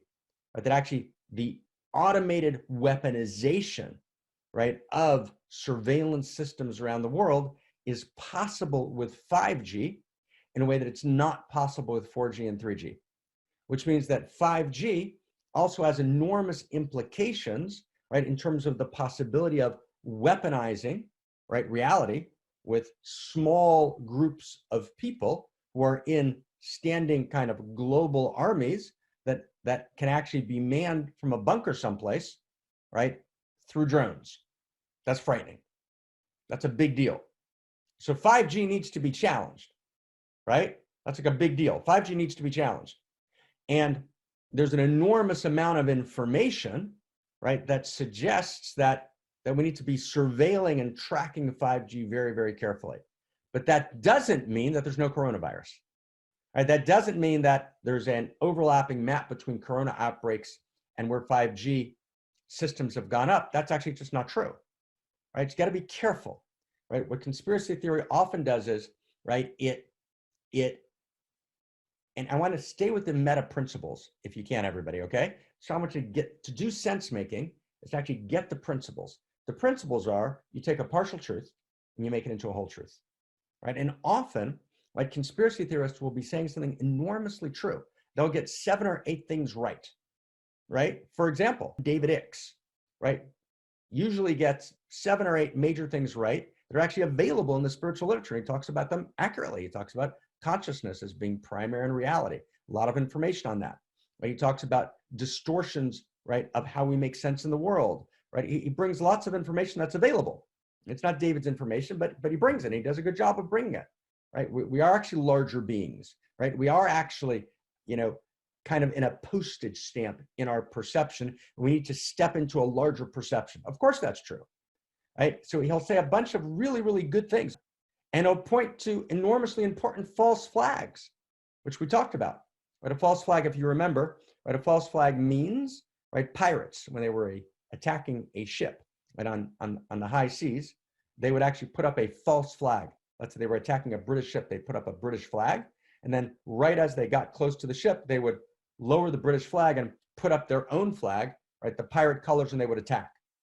What's happening today is there's lots of false flag operations that are in play, that have always been in play in the world, and we're going to talk about them now. But actually, unlike the pirates who had this code of honor we talked about last week and the week before, the false flags are never pulled down. And so Icke is correct with many other people, right? And a much more accurate reader than David, right? David Icke is actually David Ray Griffin, who's an extremely accurate writer, right? Much more nuanced, much more evidence, much more careful. And he wrote an enormously important set of books on 9/11. David Ray Griffin is probably the most important scholar of Whitehead, Alfred North Whitehead. He's the most important process philosopher of the 20th century. Wrote a book on Principia Mathematica with Bertrand Russell, right? So David Ray Griffin's a super serious player, and he wrote enormously important work on 9/11. 9/11 was unquestionably, right, to some extent a false flag. And there's no question that the story we've been told is not what happened. That's a false flag. There were another set of agendas. We'll get back to that. So David's right in pointing out false flags. But then he makes this leap. And the leap sounds very much, right, like what's often been called the Protocols of the Elders of Zion, which is an anti-Semitic canard, which talks about this group of people. They happen to be Jews, bankers, right, who are running the world. And often when David Icke talks about George Soros, for example, right, it starts to sound suspiciously like this little group of elite people, right? A friend of mine calls them lizards, right? These elite lizards who are behind the scenes. They've been super coordinated with each other throughout the generations, right? And they're actually completely nefarious. They're evil, right? And they're running the world. And that's not actually how it's working. That's an old devil view. And I want you to get that. That's a magical thinking devil, right? That's just a postmodern version of the pre-modern devil. It's actually not accurate. It's actually far more interesting and far more important, okay? I want you to get this. It's far more interesting and far more important, far more dangerous, but also far more possibility. Okay, does everyone get that? So we're going to step in here for a second. So, and I want to try and do this like as this kind of really gentle conversation, because there's so much to say here, and I want to do this well, and I'm going to kind of keep, where is my phone? I'm going to take a look at just the time so I can kind of pace this here, and I want to try and just go kind of slow, okay? So 1, and I'm just going to run through like 25, 30 points, super relaxed, super step at a time. We're having a fireside chat. Okay, we in? Who's in? Who's in? We good? We good, everyone? Yay, we good? Okay, awesome. So here we go. We got a yes? Yes, yes, yes, yes, yes. Yes, thank you. Thank you so much. Thank you. Let's do this together. Let's do it for the sake of the source code itself. Okay? So, and I'm just going to go a couple of, step at a time. We'll try and kind of hit it. So, is it true that there are a lot of things that we're not being told. It is true. For example, vitamin C has enormously positive effect on multiple levels of health. Patrick Holford from Great Britain has written an enormously important book, which he just put out on, look up Patrick Holford, right? He's kind of a, you know, Andrew Weil in America is kind of a very good doctor who's trying to do integrative medicine. So Patrick is that person in Great Britain, but an enormously good book. He's written 50 books on vitamin C. So when you ignore vitamin C, and when Anthony Fauci is asked about vitamin C, and he almost dismisses it, he just passes it by. And vitamin C is actually used as a placebo, right? As the placebo in an attempt at a double-blind study to check out whether hydroxychloroquine, right, is a good drug for treating coronavirus, but the placebo to check it is vitamin C, when we know that vitamin C has enormously positive effect. So it can't be the placebo, and it's going to actually alter the study. And my friend Daniel pointed this out, right? That's a big problem, right? When we actually don't right, immunize, right, everybody through a very healthy system of vitamins, including vitamin C and vitamin D, which have direct effect, right? And there's a number of key doctors around the world who've been using vitamin C. And not that vitamin C is the be all and end all, but it's unbelievably important. Why is no one talking about it? And there's no question that part of the reason that no one's talking about it is because, right, there's not the ability to monetize it the way there is the ability to monetize other potential treatments. Right? That's a big deal. Okay, right? And actually, actually, that's correct. Videos are taken down, right, which talk about the effect of vitamin C. And no one's suggesting that vitamin C is instead of other potential treatments, but why are we not talking about it, right? And what about the alignment between, right? Fauci is part of the medical establishment. He's been part of it for several decades, right? And he actually should come clean, right? And talk about who he's aligned with and where are all the funds, and let's follow the money, right? And what are the relationship between different drug companies seeking patents? That's actually important. And why were we? There were 200 doctors who signed a major statement, right, against Fauci, suggesting that we not do certain kinds of viral research, which they thought was extremely dangerous, which could produce, right, corona. And we were doing that research for sure, right, funded by the United States, together with China in the P4 laboratory in Wuhan, China. Now, again, let me be really careful. I'm not saying Fauci's not a lizard. Brad Pitt did a good job playing him. Right? That's not what we're saying. We're saying is that there's lots of hidden layers to the story that are not being shared. And we actually need that information to be understood, and we need it to be shared. Right? It's also true that China has made a very real point of engaging what they call hybrid warfare. And hybrid warfare against the United States means any means of warfare. For example, malware. Right? Malware is, right, a kind of cyber warfare. And it's very easy with malware to disguise its origin. So it's an ultimate false flag. And so we have the ability to do false flags today in a way that we never did, right? 1,000 years ago, when Nero probably created a fire in Rome in order to annex that part of Rome and build palaces for a number of political structures, right? That was a false flag, but that was pretty obvious. Malware is a much more sophisticated false flag, right? Do you get that? So there's a much more sophisticated ability to do false flags, and we actually need transparency, not about everything. Some things need to be held private for legitimate national security interests, and national security interests are real, and they're not totalitarian, and they're important. And we also need to know who we're talking to, right? Who is Anthony Fauci? Where is he from? What are his agendas, right? Is he a great guy? I hope he is. I'm sure he is, right? He's not a lizard at all, but there's lots of information that's being taken down, right? Christina Kincaid, right? Send me, right, KK, a very important, right, video she tried to send me about just facts, right? Facts about Fauci, right? Not attacking him, just literally putting the facts out there and trying to put them together. And the video kept getting taken down. She never succeeded in getting to me because, and that's happening all over the place now. Anyone who's speaking against kind of the party line, right, ostensibly for the sake of public health, videos are getting taken down all over the place. That's gotta be scary, right? That's gotta be problematic, okay? So again, it's important that we actually begin to understand what's happening, right? We begin to understand and to kind of gather information and put it together, right, in a larger structure. Okay? Does everyone get that? Okay, so that's just slow.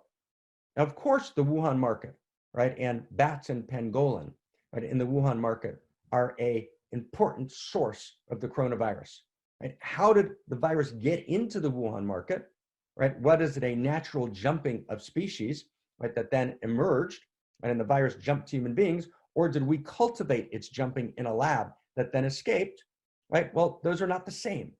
And we need to know and understand in order to make policy for the future.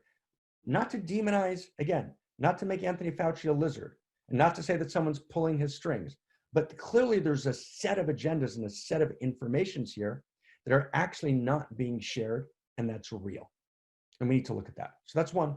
Okay, and these, I'm just gonna go kind of just gentle and slow. Clear, everybody, so far? Slow enough? We good? Okay.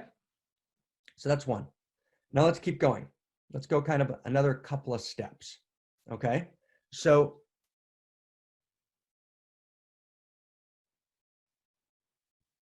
let me say it this way. One of the reasons it's so important that we actually don't overextend in conspiracy theory and come to conclusions that are actually wrong is because what they do is, right, that actually turns, for example, David Icke is a good example, into an instrument of 5G. In other words, if I was 5G, I would hire David Icke. And this is the tragedy of it. Does everyone get this? I would hire David Icke. Why would I hire David? Because David says 30 valid things, which are shared, right, by lots of resources, lots of validated information, and then he leaps. He leaps to, right, that which there's no information for. For example, there's no coronavirus. That's not true. Coronavirus is not a hoax. For example, George Soros, right, this Jewish guy is pulling the strings, right, together with, right, the neocons, the demcons. There's this little group of people, generation to generation, some version of the Illuminati pulling the strings. No, as I'm going to try and show a little bit later, it's much more sophisticated. It's much more insidious. It's much more interesting, and we can impact it directly. But it's not this group of lizards. But the second that someone like David makes the jump to lizards, right, he gathers all sorts of information that's partially true, then he makes a leap, then he's off now. But if I wanted to fund, right, someone to protect 5G, I would fund David. Does everyone get why?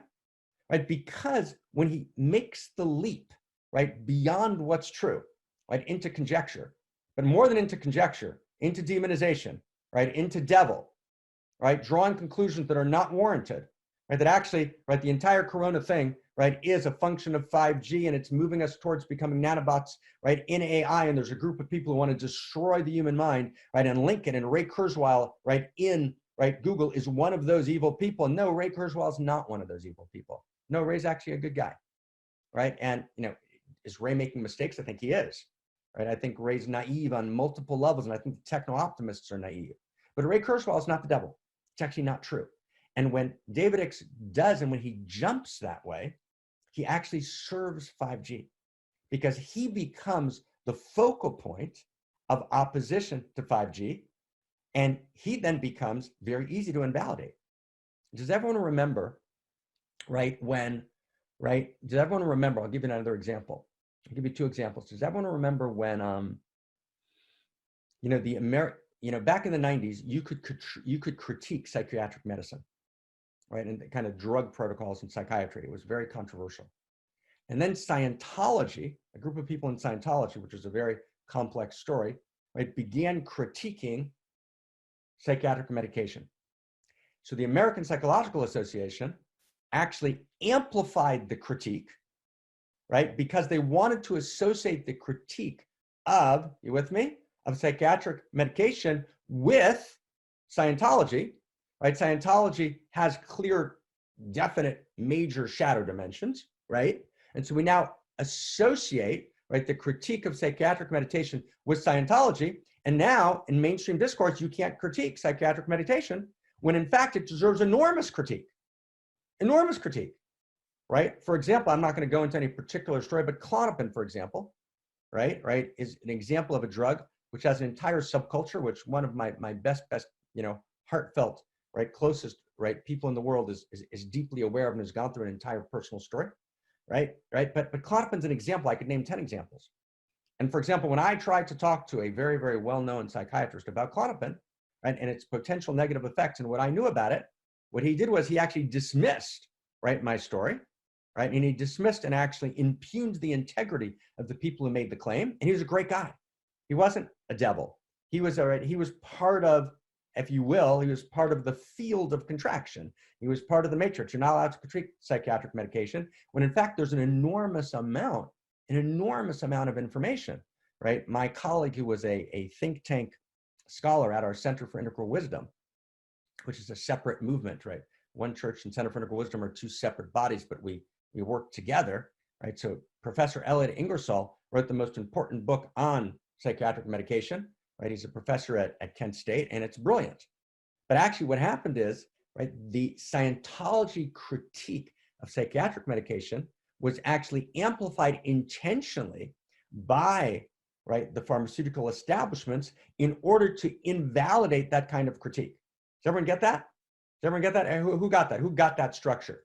So David Icke paradoxically begins to serve 5G. So you got to watch that very, very, very, very carefully. Okay? So that's just another point here. Okay? So now let's go deeper. Let's go deeper. Let's go deeper. The third thing you have to watch is you've got to watch out for pseudo-eros. Okay, pseudo-eros. So pseudo-eros means, right, eros means I'm in the field, right? I'm feeling reality. I'm aligned with reality, right? I feel the eros of reality moving through me. And we talked about this at length in a book that I was privileged to do with Christina Kincaid called A Return to Eros, right? I feel the eros moving through me. I'm part of that field, right? Right? We talk about this at the festival. We do, by the way, every summer, 7-day festival, and Shahad and Claire, right, will be kind of sharing it with us next week, and we're going to be doing it online, so everyone can come instead of, you don't have to fly to Holland this summer. So welcome everyone, right? So in that field, one of the things we try and do in this 7-day festival is we actually practice and we actually enter the field. Anyone who's been there for 7 days, you literally feel your cells, right? Your very body, your atoms, right? You're actually in the field, right? Now, when I'm alienated from that field, when I'm in my contraction, when I'm actually being assaulted by social media, which is this great experiment that we're all participating in, but no one invited. We're going to talk about that because that's very important, right? When I'm addicted, right, to the kind of heroin, right, of, right, my phone. I've got to hold my phone. I've got to have it there, right? That's pseudo-eros, right? Overeating is usually pseudo-eros. Obesity is pseudo-eros, right? Gossip is pseudo-eros, right? And as I try and fill myself up, right, with pseudo-eros, because I don't have real connection to eros. I want to just check for a second. How many people got what I just said? Because I know, especially the people that are new. You got the basic point there? When I'm in the field of eros, right, Maggie, right, who's new? Does anyone else? You got that? Right? I'm in the field of eros, right? When I'm not in the field of eros, I need pseudo-eros to cover over the emptiness. Now stay with this for a second. It's wildly beautiful, okay? It's wildly beautiful. So Dharma, right, and the actual story of reality, right? When we put together the best strands of knowing from pre-modern, modern, and postmodern strands of scientific knowledge in all of the different fields, right? I integrate those together in a larger whole. That's the new story. We're calling that Dharma, the new story. That's eros. Right? You can actually feel Dharma moving through you, okay?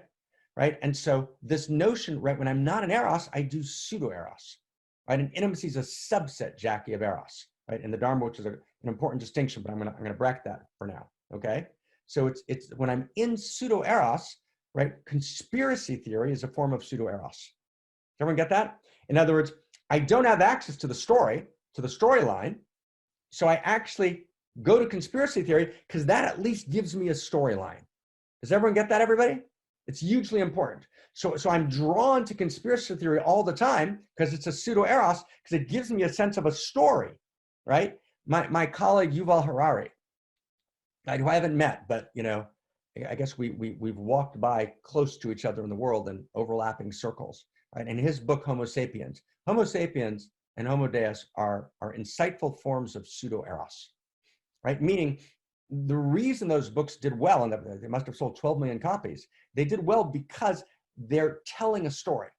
They're taking you from the beginning of reality till today, but they make all sorts of claims, right, which are not academically validated claims, right? They make all sorts of claims which are reductionist, dogmatic, materialist claims, which claim, for example, all values are fictions, right?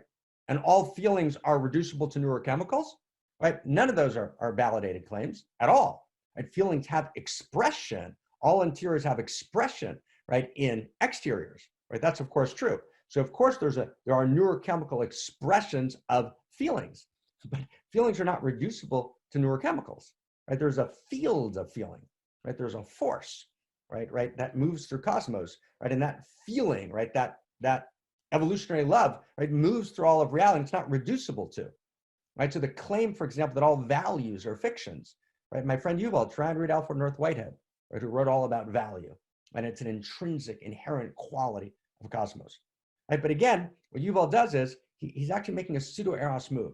And the reason the books did so well, first off, Yuval, he's a good writer. He's got a great pen. These are basically his lectures. And they were great lectures, so nice job. And we're not, Yuval's not a lizard. See, we're not demonizing. I'm sure he's a great guy and would love to have dinner and drink a lot of wine. That's not the point. The point is that the reason the books did so well is because they seemed to be telling a story, right? It was a bad story. It was a story built on, kind of principles that weren't validated, but at least you had a sense of someone telling you a whole story from the beginning to the end. And we have a yearning for the patterns that connect. Does everyone get that sense? There's a human yearning for the patterns that connect because we actually feel that there's a larger pattern, because that larger pattern actually lives in us, right? In other words, we're not alienated from reality. Stay with me. We're not alienated from reality. We're part of reality. All of reality literally lives in us, right? So that's what we said. We said information is intimacy last week, but information, we don't mean it the way Shannon meant it, right? The information theorist at Bell Lab, information has bits and bytes, right? Neutral, X amount of characters. No, information is meaning structures of cosmos. When three protons, right, when three quarks come together, right, when three protons come together, when subatomic particles come together and create an atom, right, that which makes them an atom, which makes, right, quarks into a proton, right? In other words, that's information. It's information. In is interiority. It's the interiority, right, of cosmos, which is its intimate structure, which is the way that spirit appears. Spirit appears as configurations of intimacy from the first interference wave, the first wave patterns, right, in the first nanoseconds, right, of the Big Bang, right? Elementary particles are configurations of intimacy. So in other words, infinite intimacy downloads into reality and then appears as configurations of intimacy, which then inform cosmos. So information, right, these patterns of ever evolving information actually, right, move reality all the way up and all the way down. They explode into DNA and RNA, and at the level of biology, right? But it's always information. So intimacy and information are the same thing. Intimacy equals information equals spirit. It's the same thing. So all of that, stay close, let's stay close. All of that intimacy, information, and spirit lives in us. Does everyone get that? Right? So not just all the elementary particles, right? All the quarks, all the protons, right? All the leptons, right? Another word for that would be hadrons, right? All of the macromolecules, right? All of the DNA, RNA sequencing, all the nucleotides, all of the amino acid sequencing. Not only does all the proto-organs and later organs and organelles, all of it lives in us. All the exteriors of reality live in us. And then all of the interiors of realities knowing live in us. It all lives in us. So we are the universe, literally. That's actually true, right? That's what we mean whenever Barbara and I say, I am evolution, right? I am a unique configuration of evolution, and I feel the evolutionary impulse beating in me. My deepest heart's desire is the evolutionary impulse awake and alive in me. What do we mean when we say that in the Dharma? We mean that actually all of the information of cosmos configures uniquely in me, right? Then I have a unique addition to make. As a unique self, right, I do sense making, and I draw these separate parts together in a larger whole, and I have a unique perspective and a unique quality of my intimacy that adds information to the cosmos. Wow, right? But when my core sense, right, because we're ultimately unique, but we have a shared common space. We're 99% the same. Then we have this 1% irreducible, gorgeous uniqueness. But when our sense of our same sense, our common sense of reality is violated, we no longer have, stay close, common sense. Common sense means there's a common sense. There's common sense making. right? We actually have a common understanding of reality. We have a shared story about the good, the true, and the beautiful, right? About value, right? That's what globalism means. But you can't have globalism, right? Unless you have an actual intrinsic understanding that value is real and that we have genuine common senses. And this is why we have something which we call the Dharma Circle, where we actually unpack this year 15 common sense axioms that are shared by everybody in the world. People are even barely aware that they exist. So if we don't have common sense, right, it doesn't work. But it's more than that, right? We're violated. Our sense of intimacy is violated because we're attuned. We're both part of the larger field of sense, right? And it lives in us and we're part of it. So for example, when we're told things that are not true, right? When we are disinformed, right? Intentionally disinformed, whether that's by marketers who are disinforming us all the time because there's no genuine intimacy, whether it's by scientific journals that are disinforming us because they're not telling us about their ROI, their return on investment. They're not telling us who's funding. They're not telling us their methodologies. And so we're believing them because they're science. We're not realizing, just like we shouldn't have just believed the priests because they were religion, we shouldn't believe the new priests of science just because they claim to be objective science. Those are both not true. We need to look at the information. We have to check the sources. We have to check the agendas. We have to check the funding, right? So all of that. And so when we get disinformed, we feel violated. We feel violated. So let me, we actually feel, we feel ourselves degraded. So I want to ask you to check this in your first person. How do you feel when you read conspiracy theories? You don't feel good. You're drawn to them like pseudo-eros. You with me?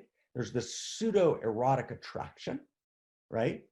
I'm gobbling it up, right? It's a big pseudo-eros. The aftertaste is bad. I feel like, oh my God, we're in this lizard world. What are we going to do? Right? But it actually, in some sense, degrades my interior because I actually realize, no, that's not quite right. Right? It's not quite right. Right? There's a bad aftertaste. Pseudo-eros, right? Too many Baby Ruth bars, too much candy, right? Pseudo-eros, right? False versions of a larger connecting pattern. That's what pseudo-eros is, right? So religions, right, in their shadow side were pseudo-eros. That's what they were. Religions were pseudo-eros in their shadow side. In their beauty and their interior truths, they were eros. But most of the great religions also had pseudo-eros, which means they were a false pattern organizing reality, right? If you don't believe in Jesus, right, you're damned. Or we're going to organize an inquisition to make sure that you believe in Jesus. Of course, we'll use the Inquisition for all sorts of other political motives, and we'll burn a million witches, right? Women who are healers along the way, right? But so religions in their shadow were conspiracy theories, right? False tellings, false organizing, right, of patterns of reality. So the shadow side of religions in pre-modernity were actually organized religion, were organized conspiracy theories. Does everyone get that? It's like, wow. Does everyone get that? That's like, whoa, right? Whoa. Okay, right? So these incomplete, right? The shadow side of religions was actually conspiracy theories. Those were pre-modern conspiracy theories. Exactly, right? But post-modernity has its conspiracy theories. And its conspiracy theories have a devil, right? And they have lizards, right, in the same way. Right? But they're actually not accurate. And so also our bodies rebel, right? Too many Baby Ruth bars, too much chocolate. And we keep going to eat the chocolate because we feel like, oh, this is a narrative that fills us. Oh, I can see this, right? Okay, oh, right? Does everyone get it? Right? It's not quite like a cult, although a cult is a kind of conspiracy theory, right? But it's more like it's like a matrix that we're all in. It's a field of contraction, right? We're on automatic, then we try and get off of automatic, and we look for a larger story, but we don't have dharma. We don't have a way to find our way to actual dharma, to an actual genuine new story. So we go for the low-hanging fruit, which is a conspiracy theory. Now, again, let me be really clear. The conspiracy theorists aren't evil either. So for example, David Icke, right? And if I was 5G, I'd hire him because the leaps he makes that are irresponsible and frankly wrong, right? Like there's no coronavirus, actually invalidate the important things he has to say, right? So you track that? It's subtle. How many people are tracking? How many people are tracking? How many people are tracking? Give me a yes. How many? We with us? We good? We good? How many? Anyone else? How we doing? How are we doing? Okay, can we go next step? We go next step? Yeah, we good? We good for a next step? Okay. Right, Maggie, I get it, right? It's hard to step in the middle. So Maggie, the next step will be a good way, right, to kind of step in. This will be a good place, Maggie, to step in. So let's go next step here, okay? Because up to now, I've been using a lot of information that's based on, right, structures of Dharma, right? Structures of memes that we've been working together for a long time together. So it's a little bit harder to track, okay? Right, so here we go, okay? So fantastic, so stay with me, okay? So are there false flags in the world? Okay, so we talked about this 2 weeks ago. Are there false flags in the world? Of course there are, okay? And we mentioned, I'm just gonna do it now for 2 minutes, and then we're gonna make these 3 or 4 big leaps here, okay? So we mentioned last time that there are many forms of false flags in the world, and I listed in 2 weeks ago, 15 false flags, from Nero's false fire in Rome, to the Inquisition witch trials, right, to England's Guy Fawkes Day, which was to undermine, right, the Catholic structure, to the 1907, right, stock market, right, the 1907 kind of, right, crash of the financial systems that wound up creating the Federal Reserve, to Japan's invasion of Manchuria, to dimensions of Pearl Harbor were a false flag, right, meaning we knew Pearl Harbor was coming, and for lots of reasons, particularly America joining the war, it was intentionally not averted or prepared for, right, in the way that it could have been. Regime changes in the world that seem to be spontaneous. They're actually organized from behind the scenes. 9/11, the Reichstag fire, right, in Germany, right? All of these are examples of false flags, okay? Right, the Lusitania, right, the ship that was sunk by the Nazis, right, was also a false flag. We could have possibly prevented it, but it helped get America into the war, right? The USS Maine that was sunk, right, right at the time of Teddy Roosevelt, which helped provoke a war then. These are all false flag stories. So false flags happen all the time, okay? That doesn't mean, again, I didn't just, anyone who just heard that quick review, right, that was very quick. We talked about this 2 weeks ago. But false flags are real in the world. There's a history of false flags where it looks like this is happening and really that's happening. Now, not all false flags are bad. Sometimes false flags are legitimate strategies, right? You're in a football game, right? And you feint to the left in order to break through to the right. False flags are a structure of reality. Camouflage in nature, right, is a false flag. Right? So false flags are built into the structure of reality, and they're not good or bad. False flags are bad when they're organized, right, not for the sake of the greater good. When they're organized not for the sake of the good, the true, and the beautiful. When they're organized by the field of contraction, right, in order to accomplish narrow goals, right, of greed, of the accumulation of superficial power over, right, when they're used to win in a win-lose metrics, right, that's actually dominating reality. They're aimed at the separate self's success. When I'm in a separate self matrix, I'm in the field of contraction, then I use a false flag in order to advance, my predatory agenda, however nicely it's dressed up, right? Those are obviously negative false flags, whether done by countries or individuals. And individuals do false flags, and countries do false flags, right? For sure. But false flags per se, right, are not good or bad, right? False flags are just false flags. Now, all too often, false flags have been used for, right, the agendas of the field of contraction. And I want to give you some, and this has been pointed out by a number of researchers, and I'm integrating information, right? But I want to give you kind of a sense of how you identify, Dolan talks about this, how you identify false flags, okay? So there's a number of characteristics to a false flag. So a false flag, first off, right, usually requires a kind of a major emotional event, right? So for example, there's a memo in the year 2000, which has been talked about by Wesley Clark and quite a few other people, which David Ray Griffin talks about, was very clear that America had an agenda to invade Iraq.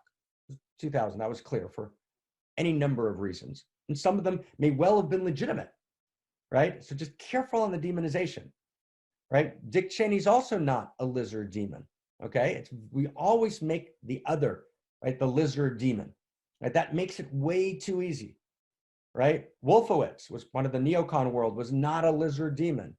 Rumsfeld is not a lizard demon. Okay, so be careful of the lizard demon move. That's the pre-modern devil move. We can disagree with Rumsfeld on every possible ground, but he wasn't a lizard demon. He was actually trying to do, from his perspective, the right thing. I know some of his neighbors in Taos, right, in New Mexico. They say he's one of the nicest, decent people in the world. Or was he wrong in 9/11? Could be, different conversation. But beware of the lizard demon move. That does not help us. Right, let's try and kind of see it more clearly. So false flag requires an emotional event. There's actual memos we have where the neocons that were actually running the Republican Party, from their perspective, for the sake of goodness, that was their perspective, for the sake of a stable and good world, right? Whether they were right or wrong, that's not the point, okay? Right? The point is, they said, unless we have another emotional Pearl Harbor event, right, we won't be able to actually advance this agenda for the good, right? All of a sudden we have 9/11. And 9/11 is actually called by George Bush, the president, right, the Pearl Harbor of the 21st century. So a false flag always has 6 things. There's an emotional event, number 1. Number 2, there's an instant. It can be on the internet. It can be on social media. There's instant saturation. There's an instant, explaining this is what happened. So for example, you can have a personal false flag. You organize an attack on a person.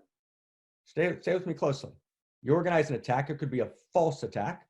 You create an emotional drama, right? It spreads through the internet in 1 second. So the first thing of a false flag is you've got a dramatic emotional event. Then you've got instant saturation, right? Instant, right? Immediate. It's all over the place instantly, right? In a day, 2 days, 4 days, a week, right? That's 2. Then 3, what happens is the case is closed. Okay, the case is closed, right? The judgment, right? Guilty, right? Weapons of mass destruction in Iraq, right?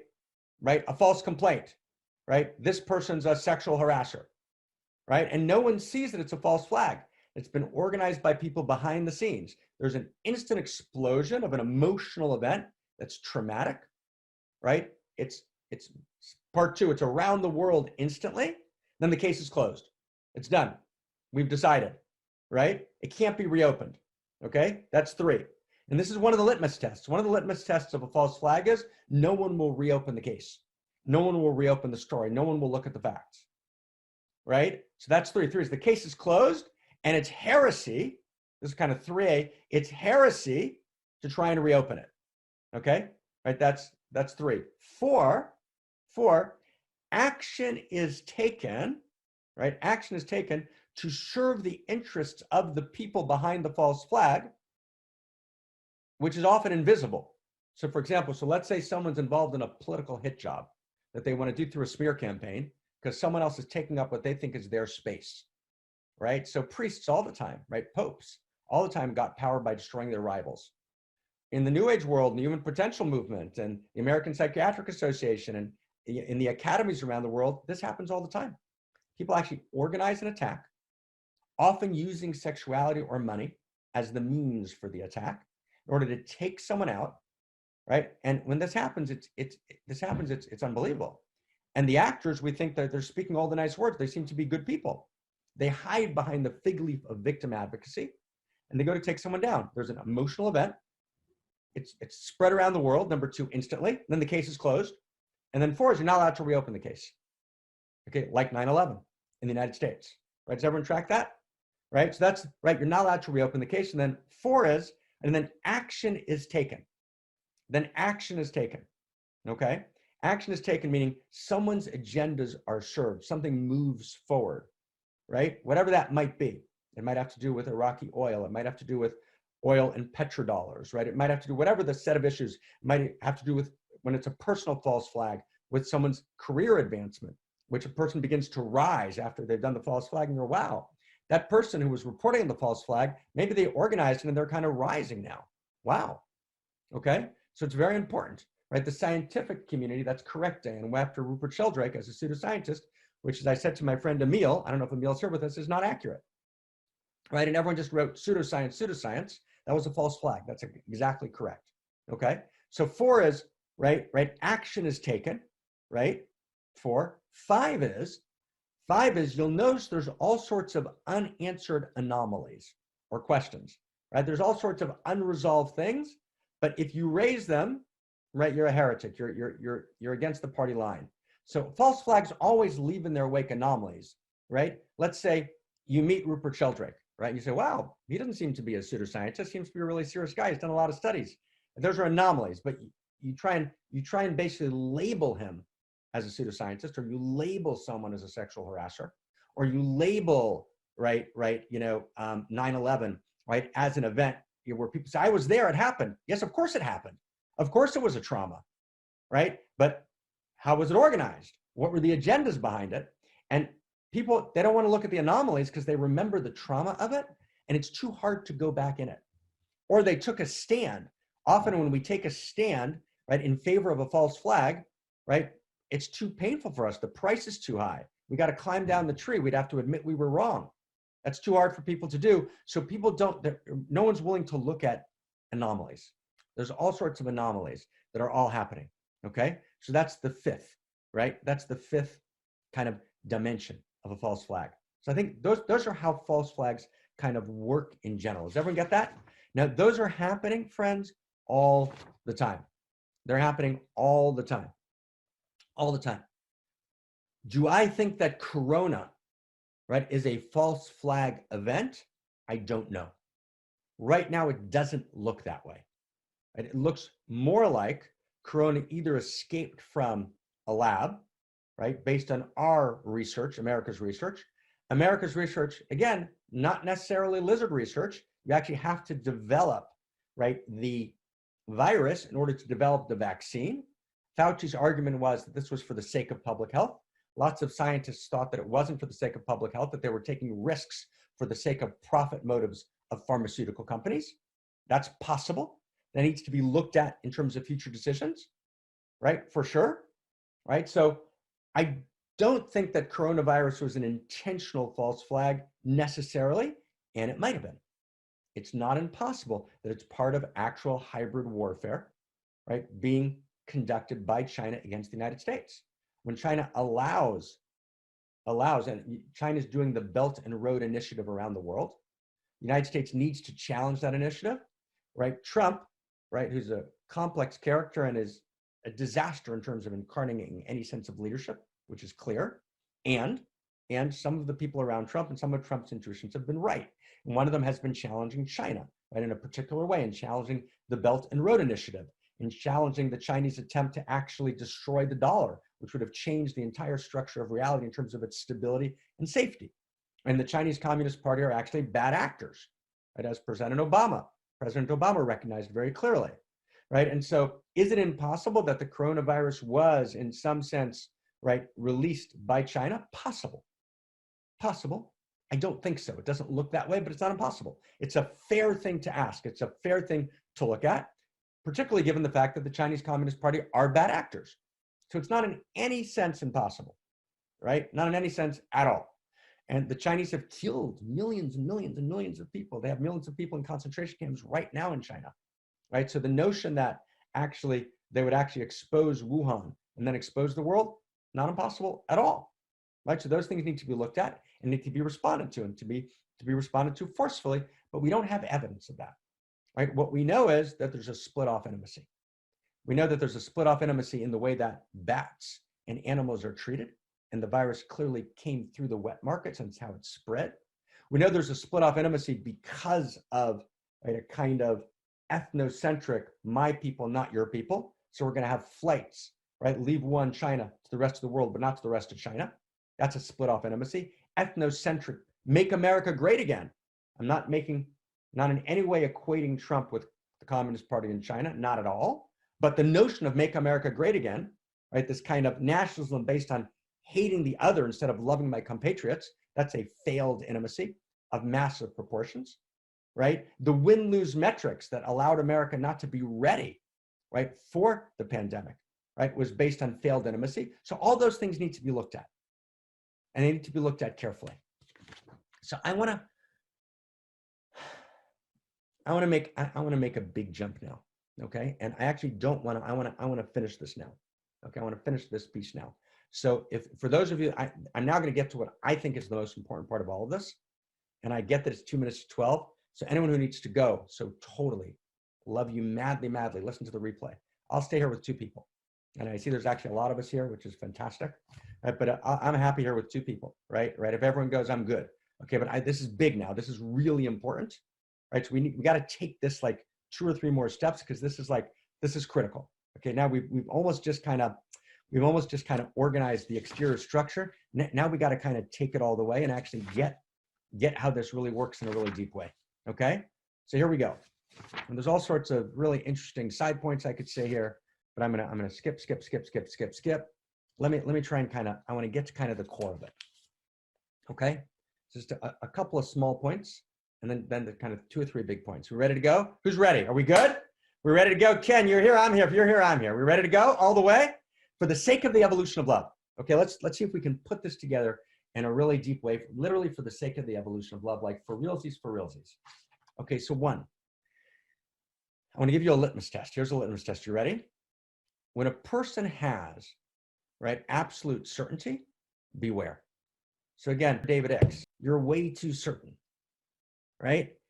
Absolute certainty and uncertainty have to dance together. When a person has full uncertainty, they're not certain about anything. They won't take it. We're just holding our my uncertainty. That's equally dangerous. Certainty and uncertainty dance together. We have X amount of certainty. The Dharma is clear. The Dharma is evolving. We're always evolving with it, but there's things we know, right? And the things that are real, and there's validated information. We have real certainties, right? And we have uncertainty. But there's a mystery before which we bow. And we're ever entering more deeply into the mystery, right? And one of the things kind of in the claims that David makes is he's always certain, right? About all sorts of informational sets, which actually he can't have certainty about, right? And you can feel paradox. Here's the paradox, right? And as the person who sets himself up as the renegade, right? The truth teller, right? Actually becomes a fundamentalist. Does everyone get that? Right? You can actually become a fundamentalist very, very fast, right? That's always true, right? There's a kind of postmodern fundamentalism. And then my conspiracy theory becomes true, and then I've got to defend the rightness of my conspiracy theory. Then I get stuck in the field of contraction and all the same EU games I'm trying to liberate people from, okay? So one of the litmus tests of, right, a conspiracy theory that's actually it's not trans, it's pre-personal, not transpersonal. Right? It's pre-modern, right? It's not actually meta-modern. It's not integral, right? It's not, right, part of the new story of cosmoerotic humanism. Again, I'm using phrases that are familiar to many of us here. Okay, so it's an internal conversation in that way, but I hope people who are watching can kind of get the general sense of it. This pre-trans fallacy that my colleague Ken Wilber cites in one of his early books, right, which is beautiful. I call it a level 1, level 3 fallacy, right, in a book called Mystery of Love, a couple of years before I met Ken, which I wrote. Right, that you got to distinguish, right? A conspiracy theory that's pseudo-eros, that's will have radical certainty. That's going to be its nature. That's really, really important. And it'll actually begin to feel like dogma. And it'll actually violate your interior sense of intimacy. It will leave you with a bad aftertaste, just like the establishment stories, which are forms of often, tragically, information warfare. And they're not always, but there's often information warfare, right? The New York Times is guilty of information warfare all the time, right? They've got always a symbolic dissident, but basically, right, this is one of the characteristics of a police state is that the media all goes in one direction. The media is now almost exclusively going in one direction now. And right, for example, the mainstream media, Washington Post, New York Times, they won't challenge, should we have done a lockdown or not? That's strange. Fox News, right, won't challenge their opposition to the lockdown. That's strange, okay? We got to get deeper. Okay? So certainty, whether it's from the New York Times or from Fox News, right? Certainty always has to dance with uncertainty, right? If you can only say, I know, and you can't say, I don't know. If you can't hold uncertainty, or you can only hold uncertainty and you can't claim your certainties, we're in trouble, okay? Both of those are insidious forms of deconstructing, right, the actual field of reality. Both of those violate our intimacy, okay? So to create truth, we actually have to gather information. That's what we're doing here at the center. That's what we're doing also in our sister, right, movement, One Church, Many Paths, One Mountain. We can actually gather information and we create a set of certainties, right? They're evolving certainties. We can actually live in them. There's information that we gather that's real. You can actually gather it. If you want to start doing it yourself, watch Fox News and read the New York Times. That's a good place to start. Do both. Try and integrate information, right? Beware of leaps that are inappropriate. So that's one. we could say a lot here. We could spend an entire hour on certainty and uncertainty, right? But let's just stop here for a second. You got that? That's the core point. That's the most important. Now, skip. Let me go. Let's get even deeper in. Okay, to really the core of where we want to actually get here. Okay. Let me try and say it this way. The Bastille always falls. The Bastille always falls. Let me tell you what I mean by that. The Bastille always falls. What does that mean? The Bastille always falls means that Hermann Göring, for example, was one of Hitler's closest associates, says at the Nuremberg trials, he says, the public never wants to go to war. Goebbels, right? It was the minister of propaganda with him there at the Nuremberg trials after World War II, right? Says the public never wants to go to war, okay? Do you want to hear this? This is really important. The public never wants to go to war. So what you have to do is you have to create, says Goebbels, right? The minister of false flags, the minister of propaganda in Nazi Germany, right? Says Göring, you have to actually lead the public to war. You lead the public to war through a series of false flags. Now, I want you to get this. This is unbelievably important. This is unbelievably important, okay? This is like a big deal, okay? There's a series of false flags that lead the public to war. That's always the case. Now, not all wars are the same, right? The war against Nazism was actually a just war. That's legitimate. Not all wars are the same. As I was talking to the Dalai Lama in his room, the two of us were talking, right? In Dharamsala, where he invited me, we were talking about the notion that we can be pacifists today and not have an army. That's not true. We don't live in an army in a world where we need a standing army. Sometimes we need to deploy violence for the sake of love. That's tragically where the world still is today, right? Not to fight Nazism would have been a tragedy. But so that's a given. I want to just say that that's a given. Having said that, right, many of the wars that are fought are tragic, right? Many of the regime changes that are organized behind the scenes are tragic. Many of them are for power run amok. They're for the field of contraction. They're for the field of unlove. Now, Hermann Göring and Goebbels say the public doesn't want to go to war. Does everyone get that? That's huge. And it's the public, right? People, right, have a deep knowing inside of them. I call that anthro-ontology. Anthro, human being, ontology, we know what's real. We actually inside of us know what's real. And so the reason egoic power structures, separate self power structures, Homo sapien shadow power structures use false flags is in order to arouse our sense of injustice, right? Give us a cloak, a fig leaf, right? We'll direct your rage against the bad people, the outsider, the Jew, or the communist, right? Or the scapegoat, right? There's always someone on the other side, right? We make someone else on the other side, right? We make, right, our war against them a just war, right? We demonize. Now we're fighting for the good. And that actually appeals to us, right? That lives in us. Now, underneath, we have this feeling that it might be wrong. We have this feeling inside of us that something's askew, but we push it aside because we're in the field of contraction. The public is unbelievably important, okay? You cannot affect a false flag without getting public buy-in. Does everyone understand this? So the quality of public culture is the most important thing in the world. Okay, does everyone understand? This is unbelievably important, right? You need the public, right, in order to accomplish any despotic goal, right? Any false flag goal. Now, the public has to be able to do sense making, right? That's what we talked about last week. I'm not going to review it here. Thank you, Tom, right? The public, right, as a unique self, when I recognize I'm not a separate self, and I'm beyond the distortion of my false self. We call this the 5 selves, and it's the book, Your Unique Self, which talks about the 5 selves, right? So I move beyond my false self, the distortion of my separate self. I realize I'm part of the field, I'm part of true self. I'm part of the field of true self, the singular that has no plural, right? I'm part of the seamless code of the universe. Then I'm a unique expression of the seamless code of the universe. And I have a unique perspective, which means I have a unique ability to do sense making. and I can't do it myself. So I need to create a unique self-symphony around me where we do collective sense-making. Does everyone get that? We're doing collective sense-making, right? We're doing collective sense-making as a unique self-symphony, each of us deploying our unique selves together, bringing it together, right, as, right, outrageous love. Because actually, when I move into my unique self, which is my unique expression of true self, I realize that that field of true self, that field of the one, is vibrating with love.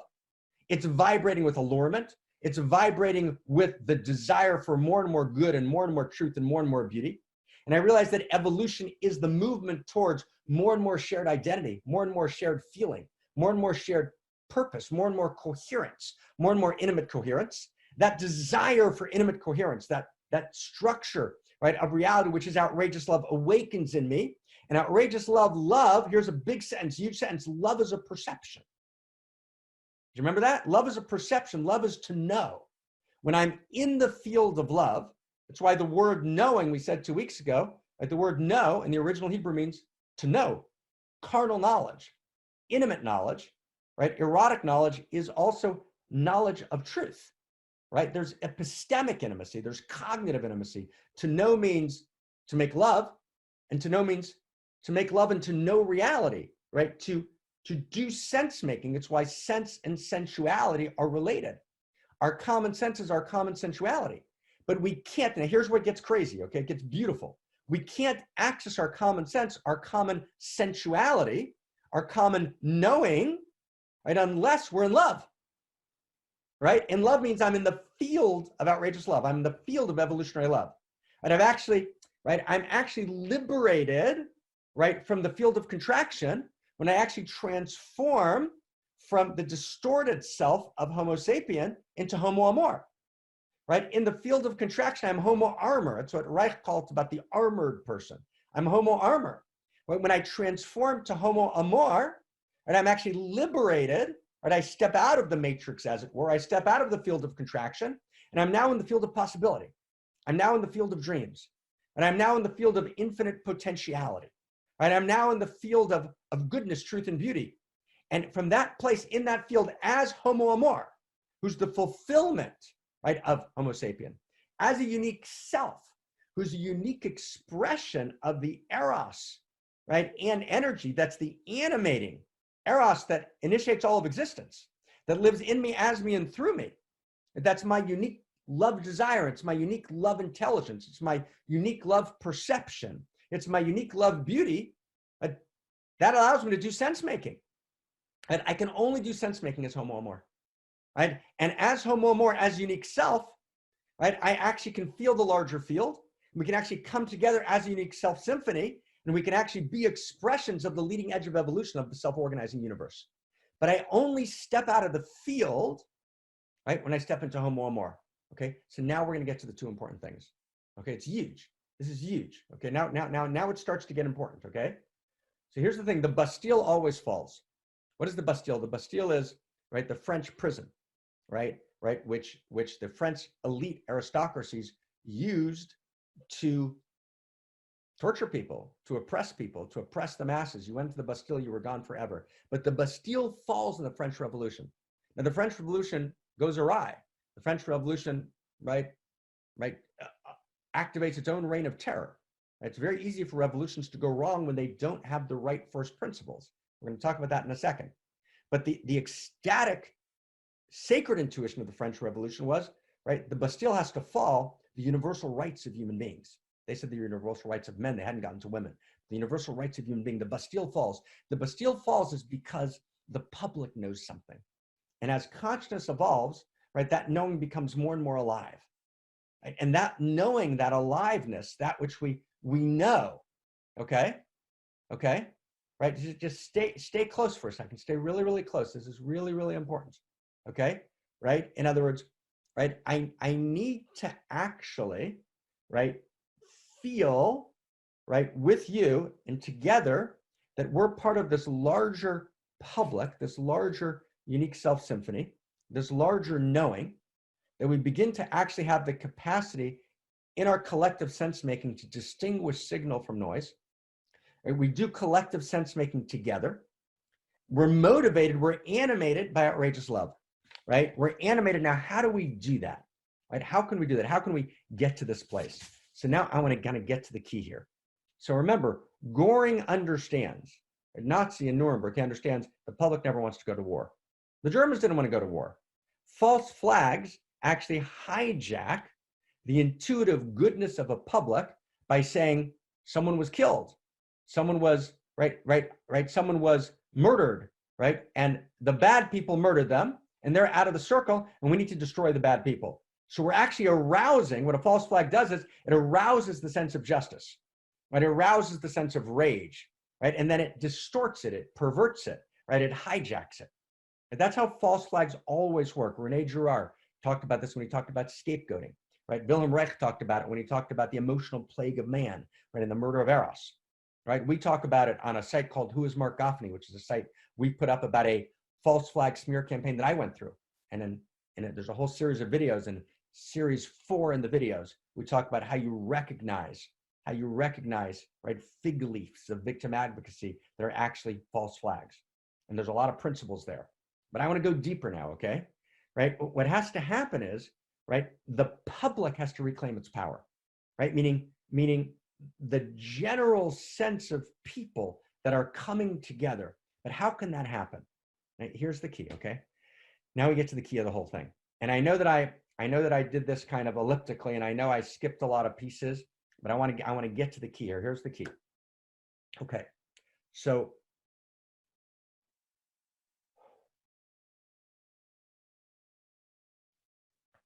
David Icke has this sense, right? There's these people pulling the strings. That's where he talks about this Illuminati conspiracy, and there's these lizards pulling the strings. There was no coronavirus. That's actually not what's happening. What's happening is far more perilous and also has far more promise. Okay? It's not a pre-modern devil, although there are elites that are often doing bad things, right? There's lots of good corporations that are doing beautiful things and creating prosperity, and there are multinational corporations that are much less than good, right? But business is not evil per se, and corporations are not evil per se. People, and in different configurations, are evil and not evil. So are there some, right? Are there some bad actors? Are there some bad actors that are banded together that have agendas, which are power agendas? For sure. For sure. Is Vladimir Putin, for example, right, trying to band and organize a bunch of bad actors in the world? I believe he is, based on belief and information, significant information. Is the Chinese Communist Party aligning in particular ways in the world to try and create a set of bad actors, not for the sake of the evolution of the good, the true, and the beautiful? Yes, I believe that they are, right? So there are bad actors in the world. I'm not saying they're not bad actors, but that's not, right? We can deal with bad actors, and we should, and we can combat bad actors, and we should challenge them in all the ways we should. But there's something far more insidious, okay? There's something far, far more insidious, right, than individual bad actors. And that is what I want to call the field of contraction. We called it at the beginning. It's the field of separate self. It's the field of unlove. But again, I want to identify this, Tom, now much deeper. What is a field? A field is the field of reality in which we all live. And the field is activated by a set of rules. This is early complexity theory. This is Turing's essay, the code cracker in World War II. Turing wrote an essay called Morphogenesis at Bell Labs in like 47, 48. Morphogenesis, this, right, sets out some of these principles. There's lots of other writing on this deep in complexity theory, and then in its daughter, chaos theory. You start with systems theory, then you have mathematics, which maps it mathematically with computers, complexity theory, and then you have more advanced forms called chaos theory, okay? So one of the things that we've understood, we've understood how emergence happens in the world, right? How fields are created, okay? So reality today is this large field. In metamodern theory, we call the large field a hyperobject. And a hyperobject means, let's say, the world economy. What's the world economy? It's a hyperobject. You just give it a name. You can't look at it directly without an enormous amount of information that's way too complex for any individual to hold. You need a collective sense making. It's a hyperobject. Global warming, right, is a hyperobject, right? Narratives of sexuality are hyperobjects, right? Hyperobjects means it's this large field that actually moves and determines everything, but actually it's not, you can't break it down easily. You can't wrap your head around it, right? It's a hyperobject, right? So it's this large emergent field. Now, what drives the emergent field, right? This field is evolving field. It's this huge hyperobject of a global economy, right? Interacting with, right, global power structures, interacting with global warming, right? What moves the way we act in these hyperobject fields? What moves us are simple principles. Now stay close now, because everything was to get here. What moves us are, there's simple principles that move us. How many people here remember we did an event 5 years ago called Success 3.0? How many people? Tina, stay with us, love, okay? Stay with us, okay? Okay, stay with us, okay? Stay with us energetically, okay? Kind of stay good, okay? So we did this event, Success 3.0, and it was about the following. What it said was that in the simple rules, right, of the larger field, right, of both Western and Eastern societies across the world, across the globe, there's a simple rule, and that simple rule is a win-lose metrics. And I talked about it in terms of, I called it success, right, 2.0, meaning success 1.0 meant obeying the God of your great religion. Success 2.0, that was pre-modernity. And success 2.0 was the simple rule, be successful. Produce, commodify your production or commodify your gift, right? Gain status, right? By monetizing it effectively and be successful. That's a success story. So the success story becomes the simple rule. It's a win-lose metrics that drives the whole system. Does everyone get that? Now this is a big deal. So there's a success story. In the success story, there's a narrative of identity. Who am I? I'm a separate self. I'm a separate self object. That's who I am. Does everyone get that? I'm a separate self object. That's right. I'm a separate self. I'm driven by a success story. Okay. If I feel not fulfilled by that success story, somebody fill it in for me, and I go to my victim story. That's another us, them, win-lose metrics. Okay. Or I kind of give myself a little bit of a placebo, a little bit of nice, good, comforting drugs if my success story is not working and my victim story is not working. I give myself a little romantic story. Love is between me and one person. That's where love is. It's this very narrow thing, me and one person, and the rest of the world's outside of not part of my love list, right? Or I get involved in my trauma and my wounding, and I do my hero's journey through my own particular trauma and wounding, very small, okay? Right? So those are the simple rules, the simple narratives, the simple stories that define the field of contraction. In the field of contraction, I'm a separate self. I'm a Homo sapien separate self. Right? I don't actually experience Eros because Eros is part of the larger field.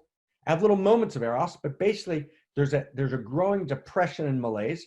I've got a win-lose in the win-lose metrics. It means every intelligence agency is in a win-lose metrics against each other. Every department in government, right? Everyone in the department is a win-lose metrics against each other. Every country, within families, right? People are competing, right? We monetize spirituality. Spiritual teachers compete for lists and for attention share and for ego gratification, right? People compete on Facebook to say something dramatic, right? In a listserv that will get more likes than anyone else. And if I get likes, I'm popular. And if I don't, I'm not popular, right? The Instagram, right? The entire system from beginning to end, right, is, right, monetized and structured, right, to take my attention away from interiors, to take my attention away from my interior knowing, to get my attention away from the goodness, truth, and beauty that uniquely wants to flow through me, right? I'm addicted to my phone, right? I'm addicted to, right? So first I'm going to hold my phone. My phone becomes an extension of who I am. Attention, addicted to my phone. Win-lose metrics, likes, social media. Right, I'm in the system. And then I'm going to wear a headset, right? I'm going to have Bluetooth right in my ear. I'm going to have Google eyeglasses, right? And I'm going to have all sorts of, I'm just not just going to hold, right, my cell phone. I'm not going to wear it, right? So now it's on my body. And then it goes, right? It goes under the skin, right? All over the world, we're beginning to see implants, right? Where I have actually biometric sensors that give me more access.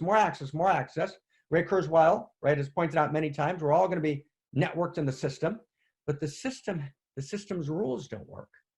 Right? Ray Kurzweil is not the devil. Of course not. The problem is the simple rules that govern the system. The simple rules that govern the system or the field are the rules of contraction.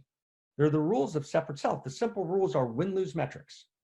right? I am not valuable because I exist. I'm not valuable because I have a unique self. I'm valuable if I produce and commodify a particular way. Without that, I have no value. And you think I just made that up? So even though we have enough medicine to go around for everyone in the world, we have enough food to go around for everyone in the world, hundreds of millions of people die. 2 billion people don't have, right, water. Why? Because it doesn't serve anyone's win-lose metrics. There's no win-lose metrics in which someone is served, right, by making sure that every person in the world has sanitized water, that every person in the world has food, right? There's no win-lose metrics that serves that.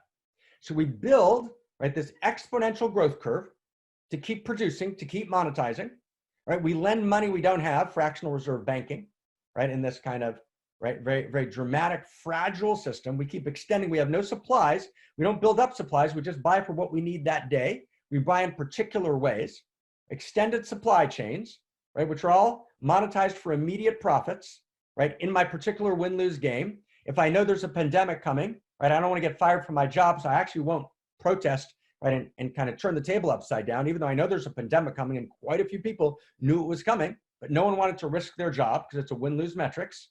Win-lose metrics, win-lose metrics. So win-lose metrics creates exponential growth curves.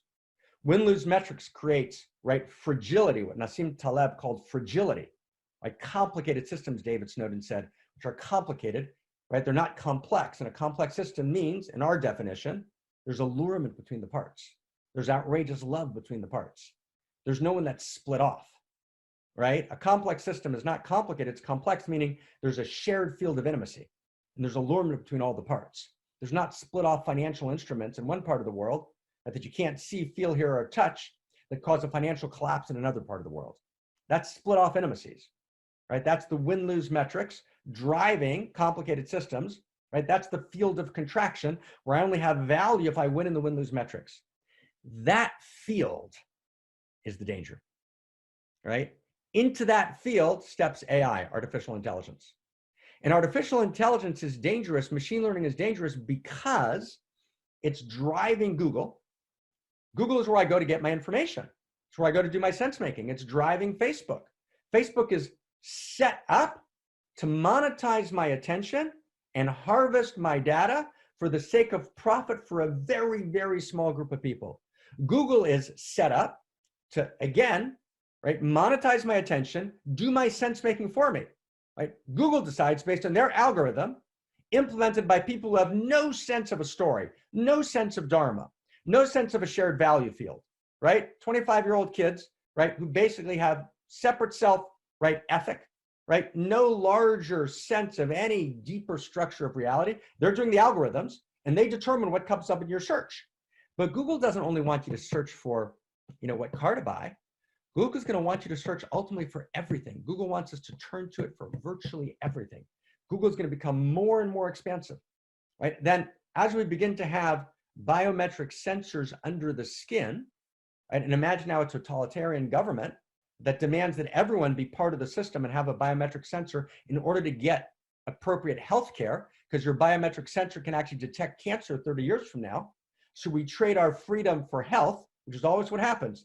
Dystopia is always brought into activation because there's a potential utopia. We offer people health, right? You go to Google, they're going to find you the right mate, right? Right? You actually don't know how to do decisions yourself. Sense making is too complicated. Richard Dawkins said, I didn't vote on Brexit because I don't know what Brexit is, right, in Great Britain. We can't do individualized sense making. So Google starts to do it for us. Google is monetized. It's data harvesting. We've got our Google glasses on. Now we've got our biometric sensor inside of us, right? We can now be tracked by that biometric sensor. I'm now watching a movie, and when I watch that movie, I get enraged, right? When I see some scene that the government did, and the government now can track me in a way they never could. Remember that movie, The Lives of Others, about the Stasi secret police in East Germany? So in The Lives of Others, the Stasi secret police or the KGB in the Soviet Union or the CIA in its distorted forms, right? They couldn't do much because they had no way to, they didn't have enough data. You need huge data fields. They didn't know how to biohack. They didn't have enough neuroscience to biohack our biological neurochemical fields, right? And they didn't have a way of processing the information. You've got to be able to, you need massive computational power to process information. You need huge data sets, and you need to be able to, right, essentially hack the life sciences. All three of those are available today. That's a big deal. So all of a sudden, right, you don't need a Stasi agent writing a report about you. Everything you do is recorded. That's just true, right? And anytime you interact, right, on the web, anything you've done is recorded. And it's available, right? Now, if you have a biometric sensor, and Putin is successful and China is successful with the social credit score system, which is a version of dystopia unfolding, right? And we begin to need to have biometric sensors in much of the world in order to have availability of health. And I can't get insurance without having a biometric sensor. And I can't get a job without having a biometric sensor, one of the few jobs that are available, right? And I can't get treatment for my kids without them having a biometric sensor. All of a sudden, not because a bunch of lizards did it. You get it? Not because a bunch of devils did it. This is the point. This wasn't done by devils, right? The fear is not this elite group of devils. That's not the fear. The fear is that the natural movement, and this is the key. And Tom, this is where we were going. The fear is that the natural movement of the field of contraction, organized by simple rules that optimize, right, for profit, that optimize for creativity that's not in service of the larger good. I create it just because I can. I make the drone because I can. I make 5G automated drones because I can, right? We create dangerous AI because we can. And once one party participates in the race, everyone has to participate. So a couple of bad actors drive the whole race. Entrepreneurs, right, drive the, who created social media? I'll just give an example. Who created social media? Why are we all participating in the social media experiment? Who agreed to that? I didn't agree to it. Right? Who agreed? Who voted on AI?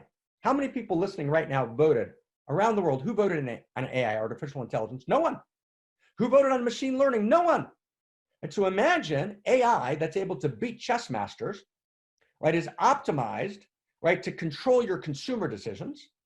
You thought you had some independence of a consumer, right? You knew they were marketing towards you, but you had some independence. But now AI that can beat chess masters is optimized, right, to move your decisions.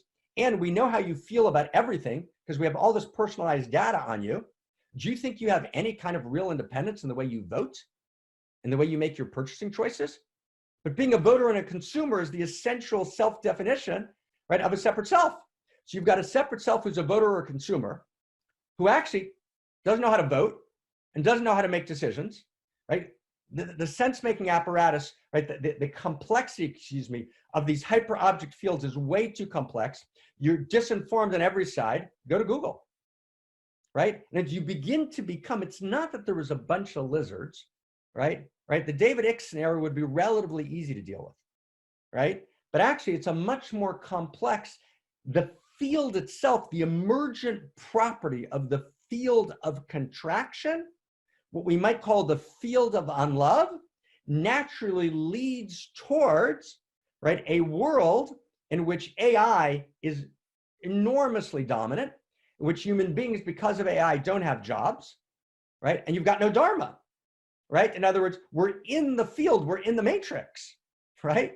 We actually can't find our way out, right? Because the simple rules that govern the field of contraction are win-lose metrics, exponential growth curves, right? Which create fragile systems, right? Which then begin to make a devil's bargain with us. And here I will use the word devil metaphorically, right? A devil's bargain with us, trade your freedom for health, right? False flags, right? Arouse us all along the way to move us along the way, right? But not because there's one company behind the scenes doing it. It's far more dangerous. It's the field itself. Does everyone get that? The field itself, the Success 2.0 win-lose metrics field is a field of unlove. But here's the good news.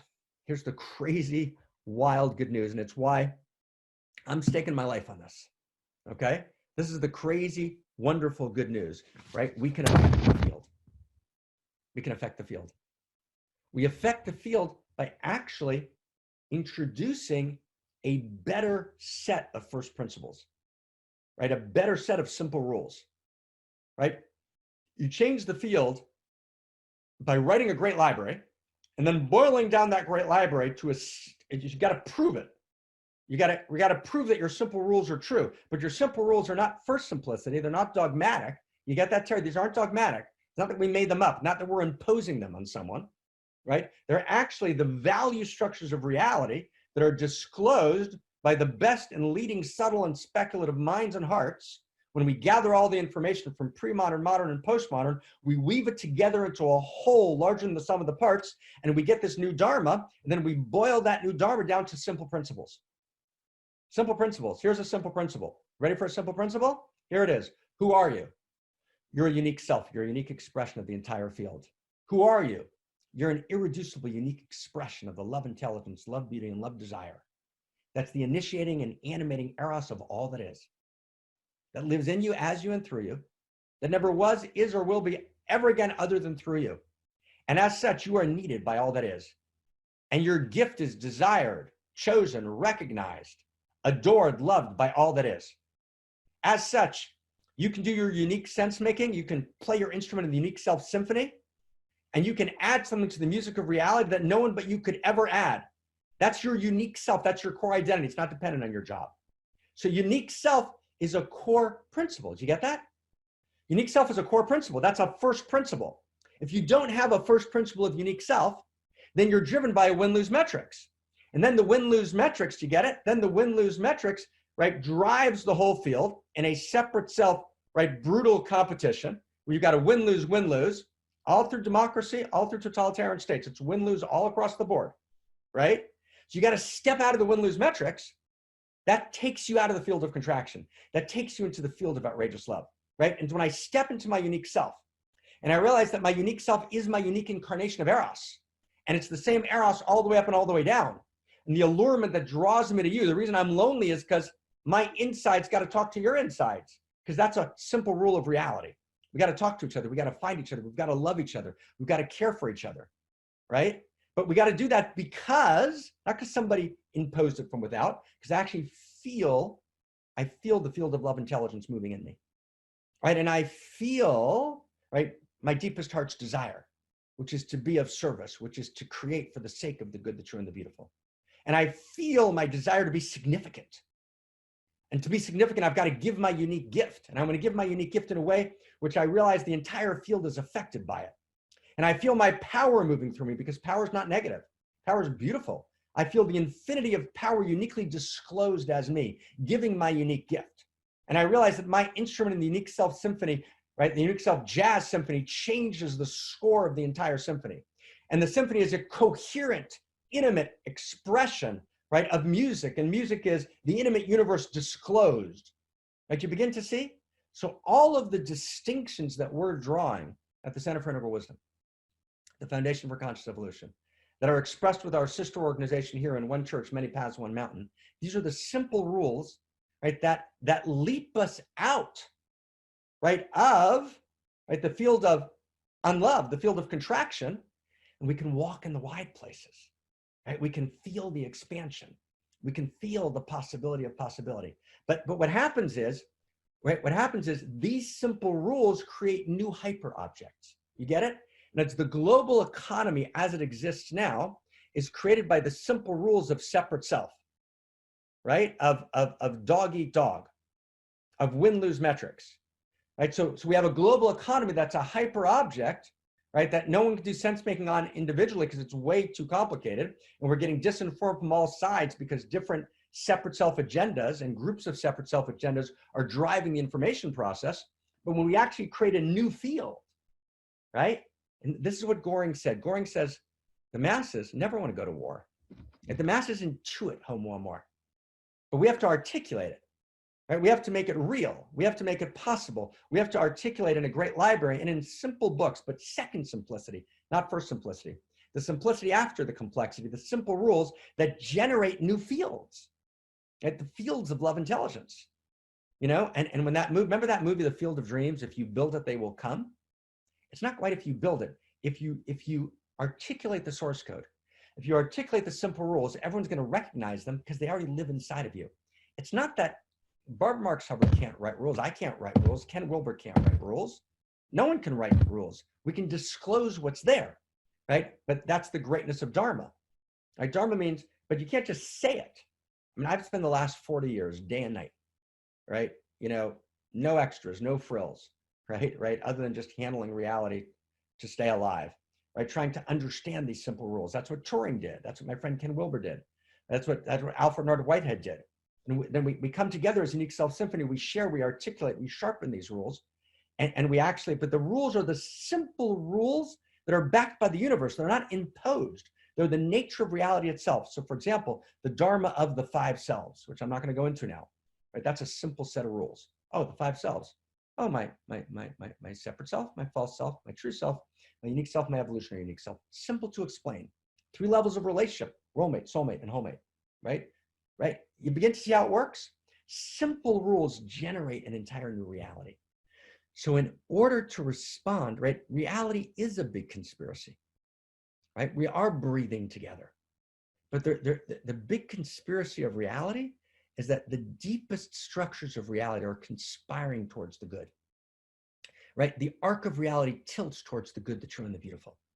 Reality, right? The evolution of love is inherent in reality, right? The emergence of science is beautiful. The emergence of new codes, new evolutionary love codes, simple rules that can generate a new field unlike anything we've ever experienced before, that can generate a self-organizing universe, self-organizing through unique selves who recognize themselves as unique configurations of eros and evolutionary love, right?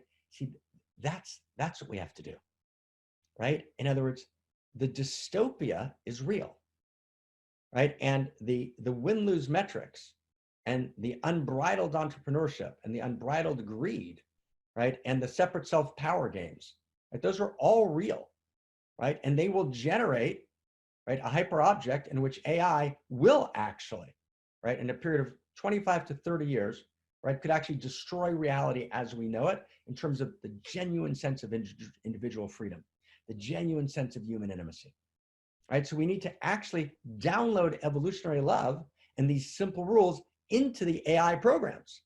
And as the people programming AI can't be in the field of contraction, right? They can't be, right, stuck in the field of unlove, right? They actually have to be animated themselves with evolutionary love, animated themselves with Dharma. Dharma is intimacy, right? Dharma is the mother, right?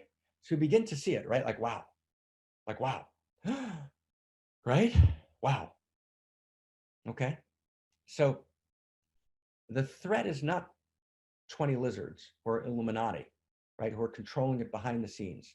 Yes, there could be, and often are, right, groups that are covert, that have hidden agendas, that are doing negative false flags that need to be exposed and challenged. Yes. But the danger is actually the emergent properties of a field of unlove, a field of contraction, driven by win-lose metrics, creating fragile systems, right? Emergent AI, police states, right? Under the skin surveillance, trading health for freedom. Wow. Right? Wow. Right? How do we counter that? It's too big. It's not too big, right? It's not too big. It's not too big. We counter it by becoming the Dharma. We become outrageous lovers. We become Homo Amor. We write the great library, right? We create it. We write the simple books, right? We put them out there. It'll take us a decade, right? And other people join us from around the world because we're not the only ones in this, right? That would just make us into a win-lose metrics game, right? But we've got a key piece of it. We've been saying this for a decade. We've been deep in. Barbara's been deep in for 50 years, 60 years. I've been deep in for 40. Right? My friend Ken's been deep in for 40, 50, right? But we've got in what we call cosmoerotic humanism, the universal love story, unique self, right? Roommate, soulmate, homemate. We've got a set of distinctions of first principles that generate a new field. That's complexity theory, friends. This is science. You generate a new field by a new set of first principles. Those first principles are that which unites us, far greater than that which divides us. They're backed by the universe. They're validated. They're not dogmatic. Like, wow. Cha, right? Cha, right? Wow. Wow. Wow. Thank you, everyone, right? It's a big deal. It was a big deal. We got a sense of it. We got a sense of it. We don't have the whole thing. We don't have the whole thing, but we begin to get a sense of it, right? We begin to get a sense of how it works, right? Let me finish with this. Let me finish with this.